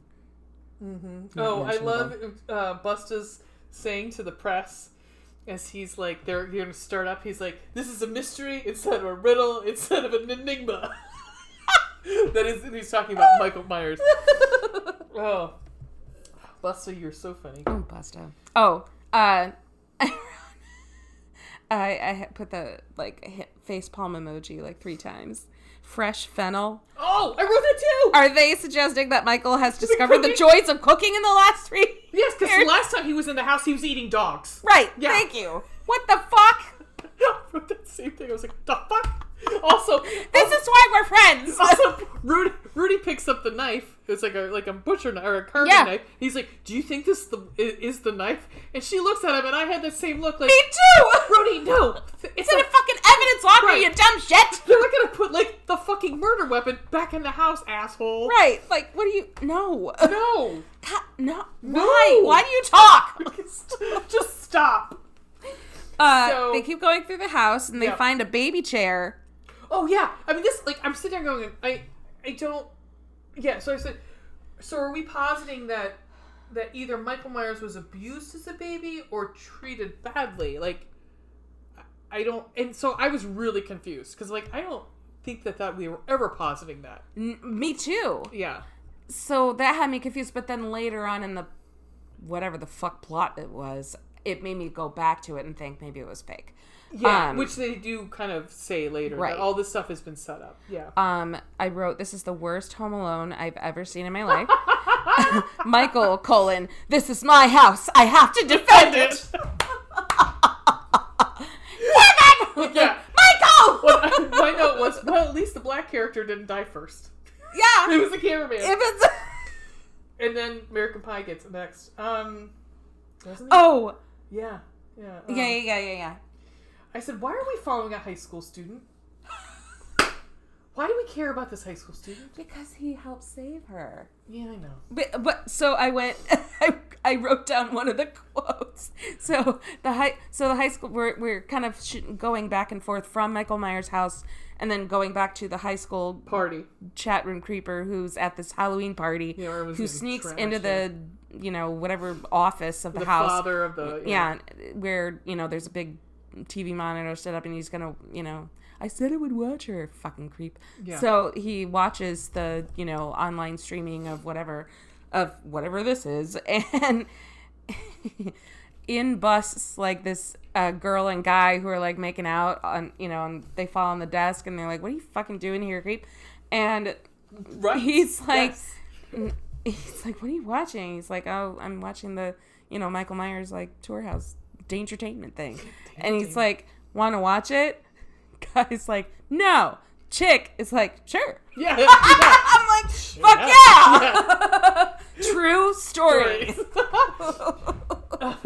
Because when Fear was on, I remember I loved that show. I loved Fear. Fear? Mm-hmm. MTV's Fear. I didn't watch that. Oh, I loved it. I also liked a lot of weird things back then. I mean, I still Didn't do. we all? Yeah, I used to watch The Real World. Please. I watched some seasons of it. I didn't watch all of them. Now when I look back, I'm like, what the fuck? I hate reality shows. So I do too. That's why. That's why it's shot. I don't know. It was a new thing. Yeah. Whatever. I just wrote American Pie is a sexual predator. I'm just saying. And so you don't have to strip Katie Sackhoff. You're better than that. I know. So he and Katie Sackhoff are they kind of break up into groups and go and search this house. And he's up there. He's like, he is a fucking stone cold creep. Yeah, it's to the point of sexual harassment. Yeah. Consent, sir. And he's doing to be fair, she does call him out. But he's doing it on national television. Yeah. But and then you get fucking Michael Myers, as he's telling her, he's like, you can just, like, take your clothes off. And she starts to do it. And there's Michael Myers, like, doing the Kim Kardashian around the bush. Come on, like, what? And I was like, is he fapping right now? Is he whacking? Is he getting hot? I'm like, oh, this? It's possible. This is his house. Well, they are in the sister. We're in Judith's bedroom. The sister's bedroom. Yeah. I don't remember why I wrote this, but I said, "Oh my God, just open the closet door." I don't. Oh well, I mean, this supposed to be like a, you know. Can I ask, by the way? No. What the? Oh no, go ahead. No, go. No, I was talking. I was being facetious. Please go on. I know, but I overtalked you again, so you go ahead. No. Okay. What happened to Sean Patrick Thomas? We talked about this in what he is now in that he's in the Joel Coen's Macbeth. Yeah? Yeah, he's doing stuff. He hasn't been doing a lot, but he's getting more stuff recently. I was worried because, like, he was a good actor. Yeah, he's in the Tragedy of Macbeth. He plays Monteith. Nice. And then he's in. Oh my God, this is gonna kill me. He's in Till about Emmett Till. No. Yep. I don't want to watch it. Nope. Yeah, that's gonna be. I'm into true crime and everything, but nope. Hard pass. Yeah, that is gonna be hard pass. Real rough. Watching just a little bit of reference to it from Lovecraft Country was fucking enough. Oh, but there is. There's a doc that I watched on it, and I just sat and just wept the whole time. No, I can't. Nope, not kids. Nope. So, I love here at this point. I wrote, did no one ask where the cameraman went at all? No one was like, hey, remember that cameraman we had? Where'd he go? In fact, Busta and T-Bags are like sharing wine. No one's going like, hey, why did that guy fuck off? And like, who's running the cameras? Because because he was just setting up the cameras. Yeah. But then, traceless. Well, so nothing happened. We've got this other group, this other couple, the music major and the psych girl. They're in the basement. They straight up pissed me off until they started making out, and I was like, fuck yeah, go. Well, he's hitting on her hardcore. Super hard. And she literally says... Disgusting.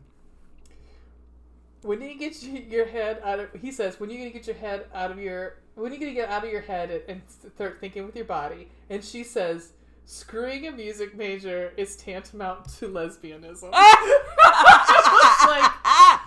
don't agree with it, but no. I was like... But we did see tits. We did. Full on tits. We saw Katie Sackhoff's chest in a bra. Bralette, yeah. But this time we saw tits. So yeah, they're down in the basement and they find... they start making out and... All these bodies are falling up to the wall. Gosh, she's such a fucking idiot, too. She's like, his victims! All of his victims! All these body parts fly through the wall. And it's like, but he never... No. And he pulls up one of the pieces. This is the music major.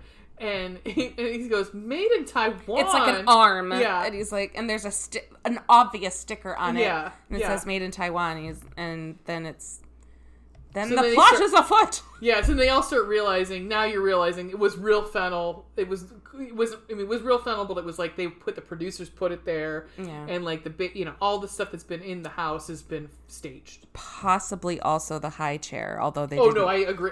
They didn't say. I think that was supposed to be staged. But too. Yeah, so looking back, I think it was probably a plan to just like. Yeah. I agree with Sean Patrick Thomas. Why is all that stuff still there? Right. People lived there after Michael, or maybe not. No, because now, I said, best question. I go, Rudy finds a coloring book. Best question, because it was. He was like, why did they? Yeah. The two Michaels laughing my ass off. Yes. So at this point, American Pie... That was a cheap laugh, but it was funny. American Pie has gotten it in the head at this point. Like, he's in the bathroom, and Michael Myers comes out of the fucking mirror and stabs him in the head. Yay! Yeah, we were, like, not too upset about a sexual predator getting stabbed in the head. No. And then I'm trying to think who else gets it. Then, we're still in the basement, so Busta comes in. Katie Sackhoff got it at this point, right? No, not yet. No, not yet. She screams and hides away. Sight Girl gets it first. You're right. So Sight Girl and Music Major fucking leaves Sight Girl in the basement. Yeah. And Sight Girl's still doing, she finds a hole in the wall. So she's traveling down this, alleyway or a hallway. And in a tunnel. There was a tunnel or something, and I was going to start to get really pissed because I thought they were going to try to do some kind of other plot point about how he was getting around, and I was going to be pissed, but it's not. But they did it. Like so Friday, yeah. Right. But what he does, he ends up impaling, so Michael Myers deftly gets downstairs to the basement and dispatches with her by shoving her impaling her on a fence. Because is that where they find his...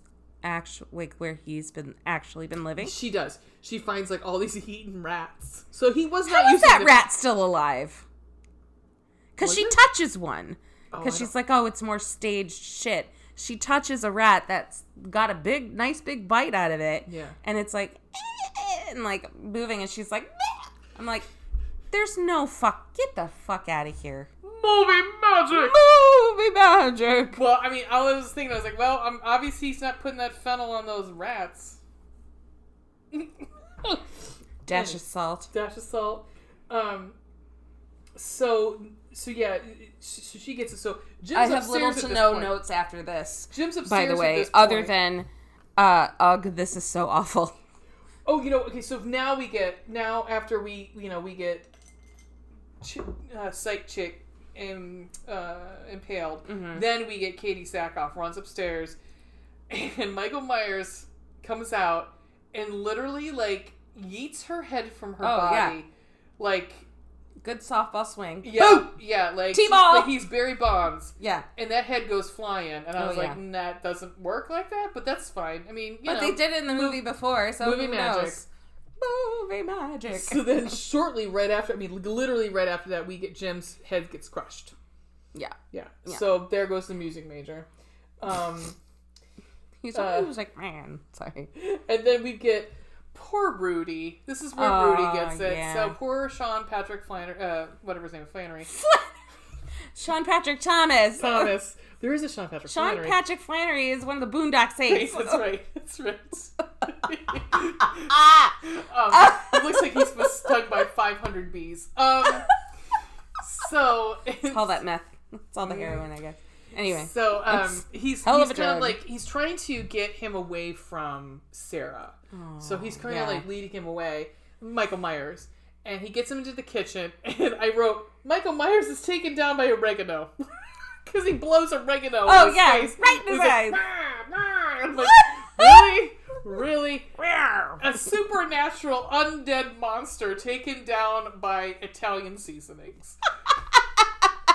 Is that a metaphor for something? Well, this is where we start. Okay, so this is where I stopped taking notes. Yeah, this is where Ween is like, peace the fuck out. So with Rudy's death, we've seen this is now Rudy gets obviously kind of like Adam Arkin in the one before. Right. It's a Brad death. It's lifting him up. Or in which one is it? 4. Where the shotgun? The shotgun through the... Yeah. Lifting him up and, impaling him on command the door. hooks. Yeah. Somehow I don't think Tim Gunn is going to be sponsoring these. No. Door hangers. Yeah, we get the fall of his legs, of his feet down, where he's, you can tell he's died. Yeah. And poor Rudy's no longer. And now high school students, so Deckard is now texting... or chatting with... And what was that she was using? A Palm Pilot? I don't know. I mean, 2000 whatever called, and they want their communication device back. So I don't know if we mentioned this. We did say there's two Michael Myers in the house. Busta is going around scaring everybody dressed like Michael Myers. Yeah. So you get that element of is it Michael Myers or is it Busta? And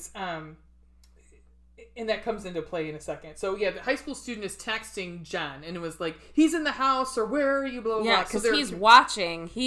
And this party is getting lit the fuck up in this office watching this. Yeah. Because everybody's shouting at the TV. And no one believes that it's really happening. Right. They think it's all faked, except for Deckard. Except for Deckard. He knows it's real. And he's like, trying to message Jen saying, like, telling him where he is because he sees all the camera angles. Right. And, like, so at first you feel like almost helpless. But he's like, no, wait, no, I can help. Mm-hmm. I can see where he is almost at all times. Yeah. So he's trying to tell her where to go. She's using him as a lifeline. Mm-hmm. Yeah. And which I thought was kind of a cool thing. It was ingenious. I think. I mean, and I don't think it was. I still don't know what the fuck she was using though. No, it was like this weird. No, because I'm going to tell you right now, none of us could have typed that fast with texted like. Because we still had to do that where you like the 1 2 3 4 4 4 4. Yeah, exactly. I was like, no. Busta now comes in like he's seen that everyone's dead. Like he grabs like, her. This went horribly awry. He's like, he's killing everyone. I was like, yes, Busta, he is. Thanks for catching up. Yeah, but so now they're a team to try to get out of the house. She finds the cameraman at one point. I was like, oh, somebody finally acknowledges this man's dead. Yeah, thanks. He leaves no stone unturned. Yeah. We do eventually find everybody. So we get where Busta starts doing some very racist hi-ying around and martial arts sounds, and I was like, I'm uncomfortable. Yeah. But there is a scene toward the beginning where he's watching and like was reacting Bruce Lee, but to, they don't say Bruce Lee. It's not Bruce Lee. It's not. It's a Bruce Lee movie. Was it Bruce Lee? I thought it was Enter the Dragon. He said specifically it was somebody or something, but I think somebody they might else. not have been able to get the rights. That's to what his I name. think. So I don't think they could probably even. I don't know. It looked like get the movie. I was gonna say I have to watch again. No, I don't. No, I'm not rewatching. Whatever. It was not Bruce Lee. Yeah. Schrodinger's cat. So they do. Check-ups Bruce Lee. So Busta does some martial arts and kicks him out the window, where he hangs Michael Myers. Yeah. And you actually see the legs start to like shake, he's dying. So you're all excited. She's like, oh, he's dead. Well, Michael Myers again is a supernatural beast. Cuts it's the Michael cable Myers, and runs out. And at the same time she's texting with Deckard. Jen is texting with Deckard, like, is he alive? And he's like, he's still alive. And as they're looking out the window. I did like this shot here. The two, Busta and Jen, are looking at each other and like, where is he? And the camera pans right over their shoulder. And there's Michael Myers. He's coming in to be like, I'm right here. We're like, hey guys, hey, I've been here all the time. I did enjoy that. That made me giggle. I actually laughed out loud. I was like, ah! Love it. Why would you go to the basement? Why would you go to the fucking basement? I do the same thing with his horror when people are in a building, when they run down or up. That does not get you out. Right. Go to the first floor and find the nearest exit. Yeah. She goes to the basement, finds that hole that and she finds Chicky. Yeah, she finds the chick, and then she Major. Yeah, she ends up getting out by going up this like a manhole thing. Yeah. And she ends up in the garage and finds T-Banks. She couldn't even get an on-screen death, poor thing. What was that about? Well, T-Banks they had to cut it for time. Yeah, I mean, they've got this like bit of a fight where at one point she gets Michael down. Like, he's on the ground, and I just wrote, Michael Myers has got some nice kicks. He has some nice tennis shoes on, some nice tenny runners. Yeah. Then they're orthopedics because he's getting older. He is getting older. So the whole point where he kind of shows up on their shoulders. Yeah. Michael Myers has stabbed Busta. So you think Busta's dead. Yeah. Surprise, Busta's not dead. Because then he electrocutes Michael Myers' dick. God. And says, hey, Mikey, which I was like rolling my eyes at. Yeah. But, or he busts in saying, trick or treat, motherfucker! Come on. I do enjoy that, but I did not care for the Mikey. I was like, me neither. Nope. But I was happy to see that Busta was still alive. So they leave Michael to be burnt alive in the garage. They think it's all over. I was expecting that Deckard kid to show up. Like her to be like looking in the crowd and see him and be like, "You're in high school." I think had he not been, that might have happened. But they can't do that. Although I have to say, early on, do you remember the scene where she comes to Busta's hotel room? Yeah. Where she's nervous. I was like, he's trying to lay some pipe. Like he was trying to get with her big little time. bit. I was little like, bit. Do it, girl. Do it. Like Busta's adorable. Right. Fucking do it's it. really fine. Go for it. Yeah. Let him soothe your fears. Maybe the lisp is because he has a very big tongue. Go for it. Could be. Who knows? Yeah. You know what? Knows? Try it. It'll make you feel better. Last night on Earth, baby. So they, she wants to make sure he's dead, and they open the body bag. The body bag, and I was thinking, oh my god, they're gonna show his face. Well, no, because his face he's got is the mask on, and it's melted to his face. Yeah, because of course he wouldn't take it off. That was when I thought they were gonna pull the mask off, and it was gonna be Harold. That's what I was hoping. Oh, that would have made sense. And a callback to it or something. Something. They're probably kicking themselves, not thinking of that. That's on them. Well, that is on them. So they get to the morgue. They take the body to the morgue, and we have the most not happy Emmy. She's like, the fuck? Because I'm sure that she's realized that this body doesn't stay dead, and she's like, he's like, you got a celebrity tonight. Oh my gosh! I wrote, LOL. I love the medical examiner. That's all. That's all I wrote. Yeah, because she's like, the fuck? I know. She looks over and you could just tell her like, motherfucker, I know this asshole's not dead. and she opens the body bag and he's not dead. It's so funny because he's like, oh, you got a celebrity, I'll leave you to it. And I'd be like, what? No, where the fuck are you going? You stay here and you go get a gun. That's what you do. And a big knife, please. And a boulder. And about 20 other policemen, please. And about 40 feet of chains. Yeah, please. Exactly. And, yeah. So that's it. People. So we made it. This ends the original series. Cheers. Fuck me. Let's do some ratings on this bitch. Rah. Blood and gore. I'm gonna say on this one 2, because there was more blood and gore in this one. I think I did 2 as well. There's a little more. Well, I mean, we actually have some on-screen deaths. The other ones are pretty much off-screen on H20. So. Yeah, they were implied. Yeah. Skelly is how scared. Scary. 1. I mean, I literally laughed out loud at one point. I'm wondering if we're gonna have the same. Okay. Same so far. Samesies. One Scully. Sex. I saw boobs. That's all I saw. I put 1 melon because that's all we saw. That's right. You were like, what emoji is that? I was like, it's a melon, but it has a stem. What the fuck? Anyway, otherwise it'd just be a yellow circle. But anyway, 1 melon because that's all we saw. Yeah, was un melon. Yeah. Well, at least they were nice. They were nice ones. Sure. Yeah. She was decent. Pretty. Yeah. Good job, girl.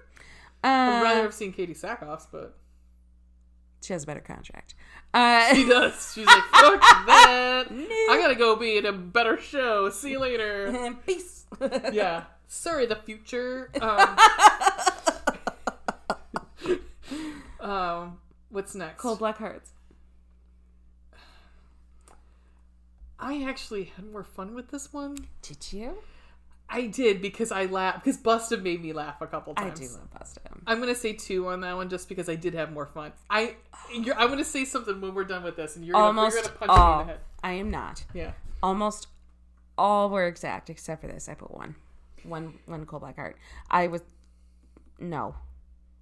Can I tell you? I did not like it. Okay, let's look at... real quick. I don't like it. Let's look at the ones we've watched. The original, you can't do 3, obviously. Right. How would you rank these? I guess it's easiest to go number 1, the original, of course. I honestly would give 2 to number 2. For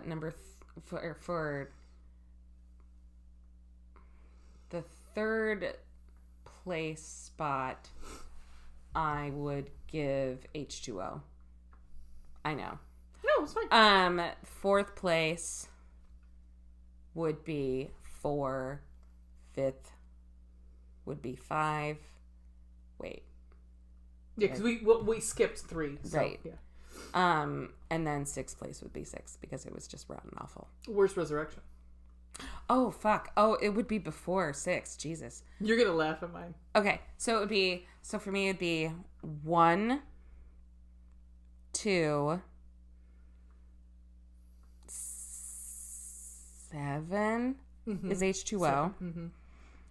Then you had 4. 4. Yeah. Then Resurrection. Then 5. Then 6. Oh, okay. So Resurrection before 5, which is what? Curse of Michael Myers. No. Revenge. Mm-hmm. One of the many R words they use. But last place is Curse of Michael Myers. That was complete trash. Sorry, baby Paul Rudd. Sexiest man alive. Yeah. Anyway, you? 1, 2. Yeah.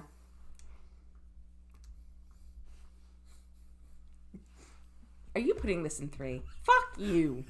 No. You. 5. Oh. 6. 4.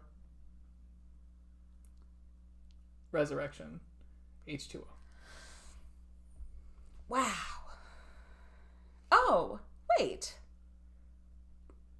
So that was basically 1, 2.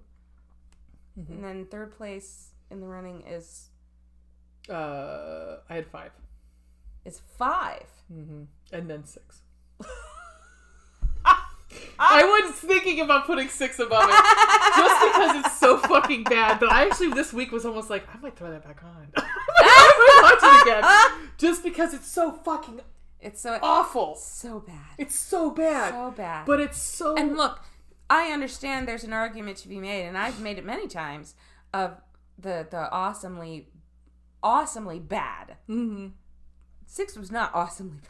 Well, see, and I had 3 in there. 3 is would go higher than... It would go 1, 2, 3 for me. Okay. Because I really like 3, because I'm a weirdo who likes 3. There's something wrong with that. Yeah. I still haven't seen it in its entirety, I think. So, guys, that's the original series. Next, we're not doing... We're doing, in case you haven't noticed, you wouldn't have noticed, is we're doing every other week. So, our next recording... we haven't decided when we're going to release, so we'll just say our next recording will be in 2 weeks, and we're going to be doing Rob Zombie's Halloween 1 and 2. Which are completely off the fucking map. Oh, yeah, they're something. I should tweet this photo out, but I don't know who made it. I feel bad. Maybe I could do an image search on Google or something, because it's very well done. It's very descriptive. It makes a lot of sense. 2 weeks after that, we're going to do... we're going to do Halloween 2018 and then Halloween Kills. And then we're in the Christmas. That'll be our Christmas episode. I think we've decided to do Black Christmas, the original, and then the Black Christmas, the remake. So we're not going to do... Because I looked and I was like, holy shit, there's like 42 Silent Night, Deadly Nights. I'm like, I don't... No. I've seen them, and they're bad. I mean, maybe next year. I'd rather do Gremlins next year. But... I have wanted to see Krampus. I have not seen that, and I wanted to, because Adam Scott... Oh, you haven't seen Krampus? Krampus is good. Krampus is messed up. It's good. Yeah? It's I might put that on my list anyway. Yeah. Do you have any recommendations of anything you watched this week? Actually, yes. So, or listened to, or read, or whatever? So I've said before that I'm a huge nerd for documentaries. Mm-hmm. I told Ray earlier, I will watch a documentary about damn near anything. In fact, I have. I watched, there's this, this is not a recommendation necessarily, but just an example. I was a theater kid. I was not very sporty. Grew up in Northeastern Ohio where there's a lot of football and basketball and whatever. It's like we're Friday Night Lights. Right.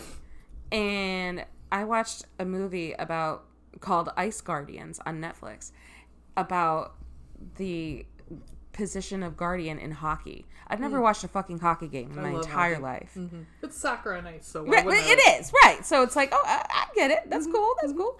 It was fucking interesting. To me, it's like it's fun to go to the games because it's so hard to see on television because the puck is so tiny. Mm-hmm. Yeah.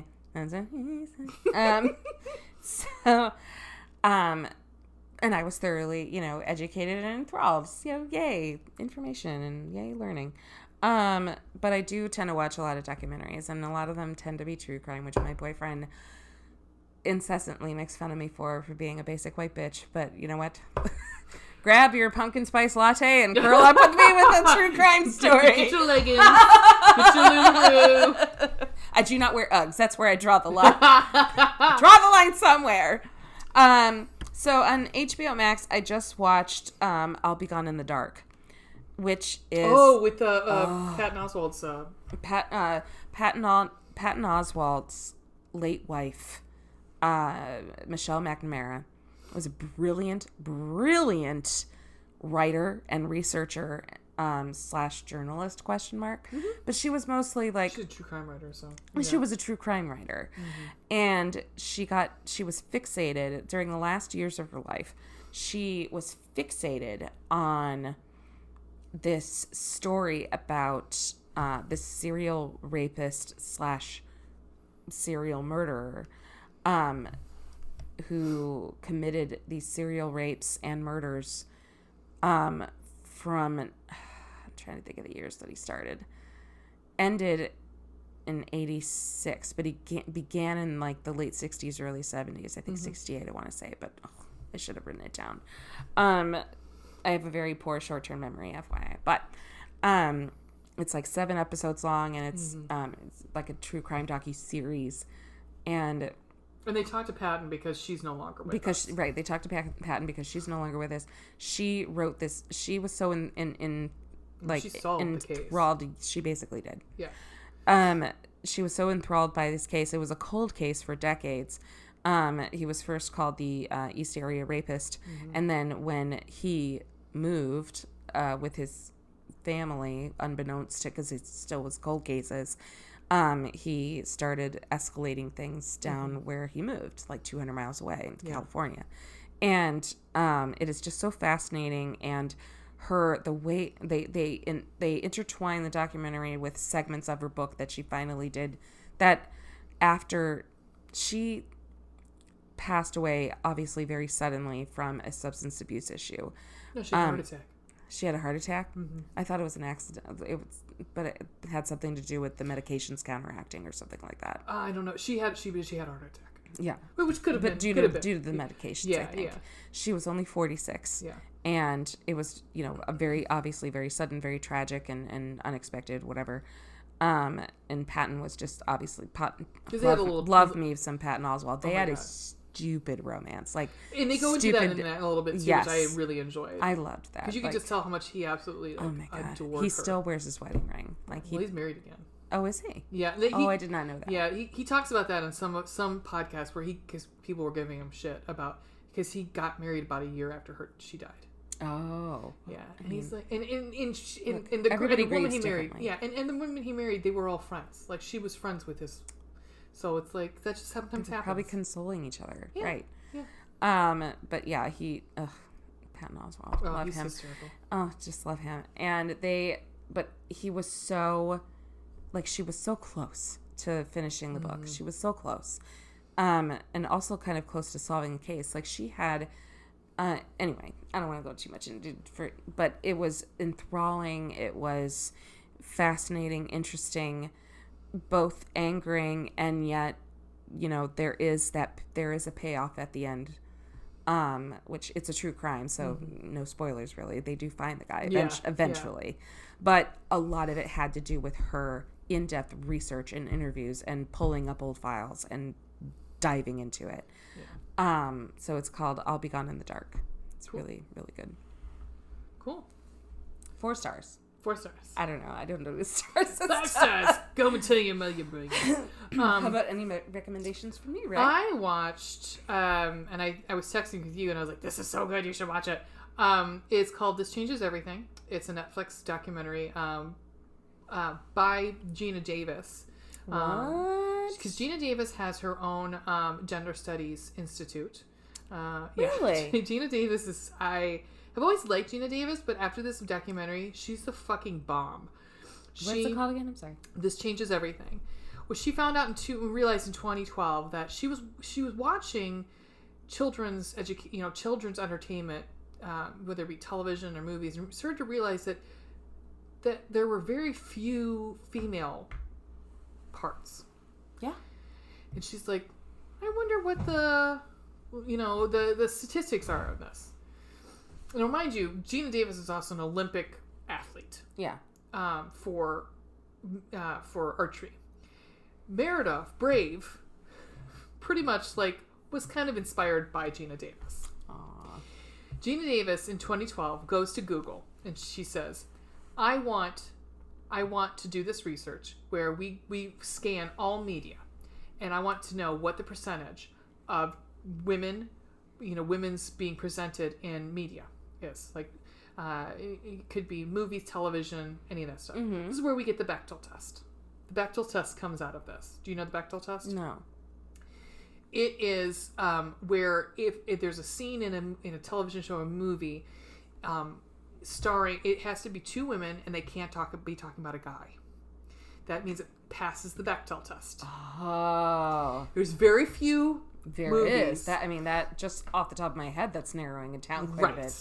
And they actually talk about a couple that passed the Bechdel test, and you're like, it's literally one of his, I can't remember what it is, but they talk about nail polish. Two women talk about nail polish, and that passes the Bechdel test. But she said, I want to take, so she went to Google, and she's like, I need you to make this happen. And Google's like, okay. So they did. They put together this program that would scan media, and it would scan it, and she had then all this documentation to say, women are underrepresented in film. And so part of this documentary is talking about the history of film. And when film started to become popular, before talkies, women ran Hollywood. Women were creators, they were writers, they were producers, they were directors, because they considered it like an art form. So it was it was the soft thing. It was just women felt that was their home, and that's what men went and made money, and the women this was their outlet until talkies came into play. When the talkies came into play, you can't see it, but my jaw is on the table. Talkies come into play. We suddenly need to have studios. Mm-hmm. We need to have sound studios. We need to have sets because we need to be able to record sound. Big money. Where do you go? You go to the banks. Papa. You go to the banks. Who runs the banks? Men. So now the studios are now run by men. The unions, the studio unions, made it a point to push out women. Literally, women were getting a 16th, I think they said, something crazy. Like, if they did an analogy. If there was 100 cookies, and you were to give out 100 cookies, women would have gotten half of one of a cookie. And they were representing, that is what, like directing jobs, that was what they got at the time. They were seriously. So this talks also about like how the Writers Guild the Directors Guild is that really the guiding force in this, because they're like, I can't remember who all, there were a number of female directors who went through, this is like in the 70s, and they spent years, they got together every Sunday for like 2 years and just went through lists of movies that were being made, and they started going like, looking for women, and they sued Hollywood. They sued Hollywood because they said, you're not giving us jobs. This is discrimination. So wow, it's fantastic, because what Gina Davis says at one point, she goes, you get movies like Thelma and Louise, and she goes, and they say, this changes everything. This will change everything, and nothing changes. Nothing ever changes. Because you get Wonder Woman. You're thinking, this changes everything. You get the, sci-fi or post-apocalyptic action star. Always a man. Exactly. Because only a man can survive. it's fascinating, and it's one of those. Wow. With us and our love affair with Deborah Hill. Yeah. I was like, yes, this is. I mean, it's disheartening and sad, but at the same time, uplifting because they do really go into that Wonder Woman and aspect of things, and they're wanting you to go 50-50. They want everybody to go 50-50, and it's 50-50 representation because it's not only women they talk about too, it's minorities too, because minorities, it was like right and they're like, this is not the makeup of our country is at least it's not all white dudes, it's 50% women, 51% women, right? So why doesn't that reflect on screen? And the jobs we're getting. So there's a quote in there. I'm sorry I'm talking at the mouth. No. There's a quote in there. I screamed in my house because the whole idea was that it is these directors. Did you shake your glass shattered necklace? I did. I was like, motherfucker! Why are men? But there was a their whole argument. The men's argument was when you open up gender ability, like if you open it up to gender, you're cutting down on the quality. Right? Really? How so? Well, there was a guy on there. There's this African American gentleman that got there because they were trying to talk about it's not just gender, but we're also talking about diversity. And he says when you expand to diversity and gender, he's like, you are expanding the experience that you have. Yes. He's like, that's like, he goes, that's white men wanting to keep their power. That's what that is. It is. And I was like, yes! It's no different. It's like a secret club. Yes, if you're excluding the mere act or fact of excluding means you are not expanding. Mm-hmm. That's but that's their argument, is that when you start to factor in kind of like having quotas on or things like that, like you have to have so many women, you're not cutting down on the quality of your worker, you're expanding it, right? Because there are women that you're not considering because they're women who might be better at the fucking job. Am I right? Right? Anywho. Why are men? So, all right, guys. Yay! That ends our episode. I'm gonna get off my fucking soapbox. We did it. We're unscathed. We are more than halfway through the Halloween series, are we not? True. We only have 4 more. Or are we just halfway through? 2. No, we're more than halfway through. We only have 2. We have four movies, 2 of which I'm gonna fucking rail for about 2 hours. You will too. You will too. I'm sure I will. Hillbillies. Yeah. It's just hillbillies. I'm sure I will. Hillbilly horror. All right, guys. Thanks, cats and kitties. Or what's... Oh, gross. What does that Carol lady say? Carol Baskin. Hey, you cool cats and kittens. Blech. Which it used to piss me off because I used to say that all the time. I know. I can't say that anymore. That dumb bitch. Yeah, I know. Why don't you go kill some more of your husbands? Anywho. Woo. Well, that is us. That's it for us. We are... Wayne. Ray. I was going to say... Signing off from the Booze, Boobs, and Blood podcast. Catch you later. Bye.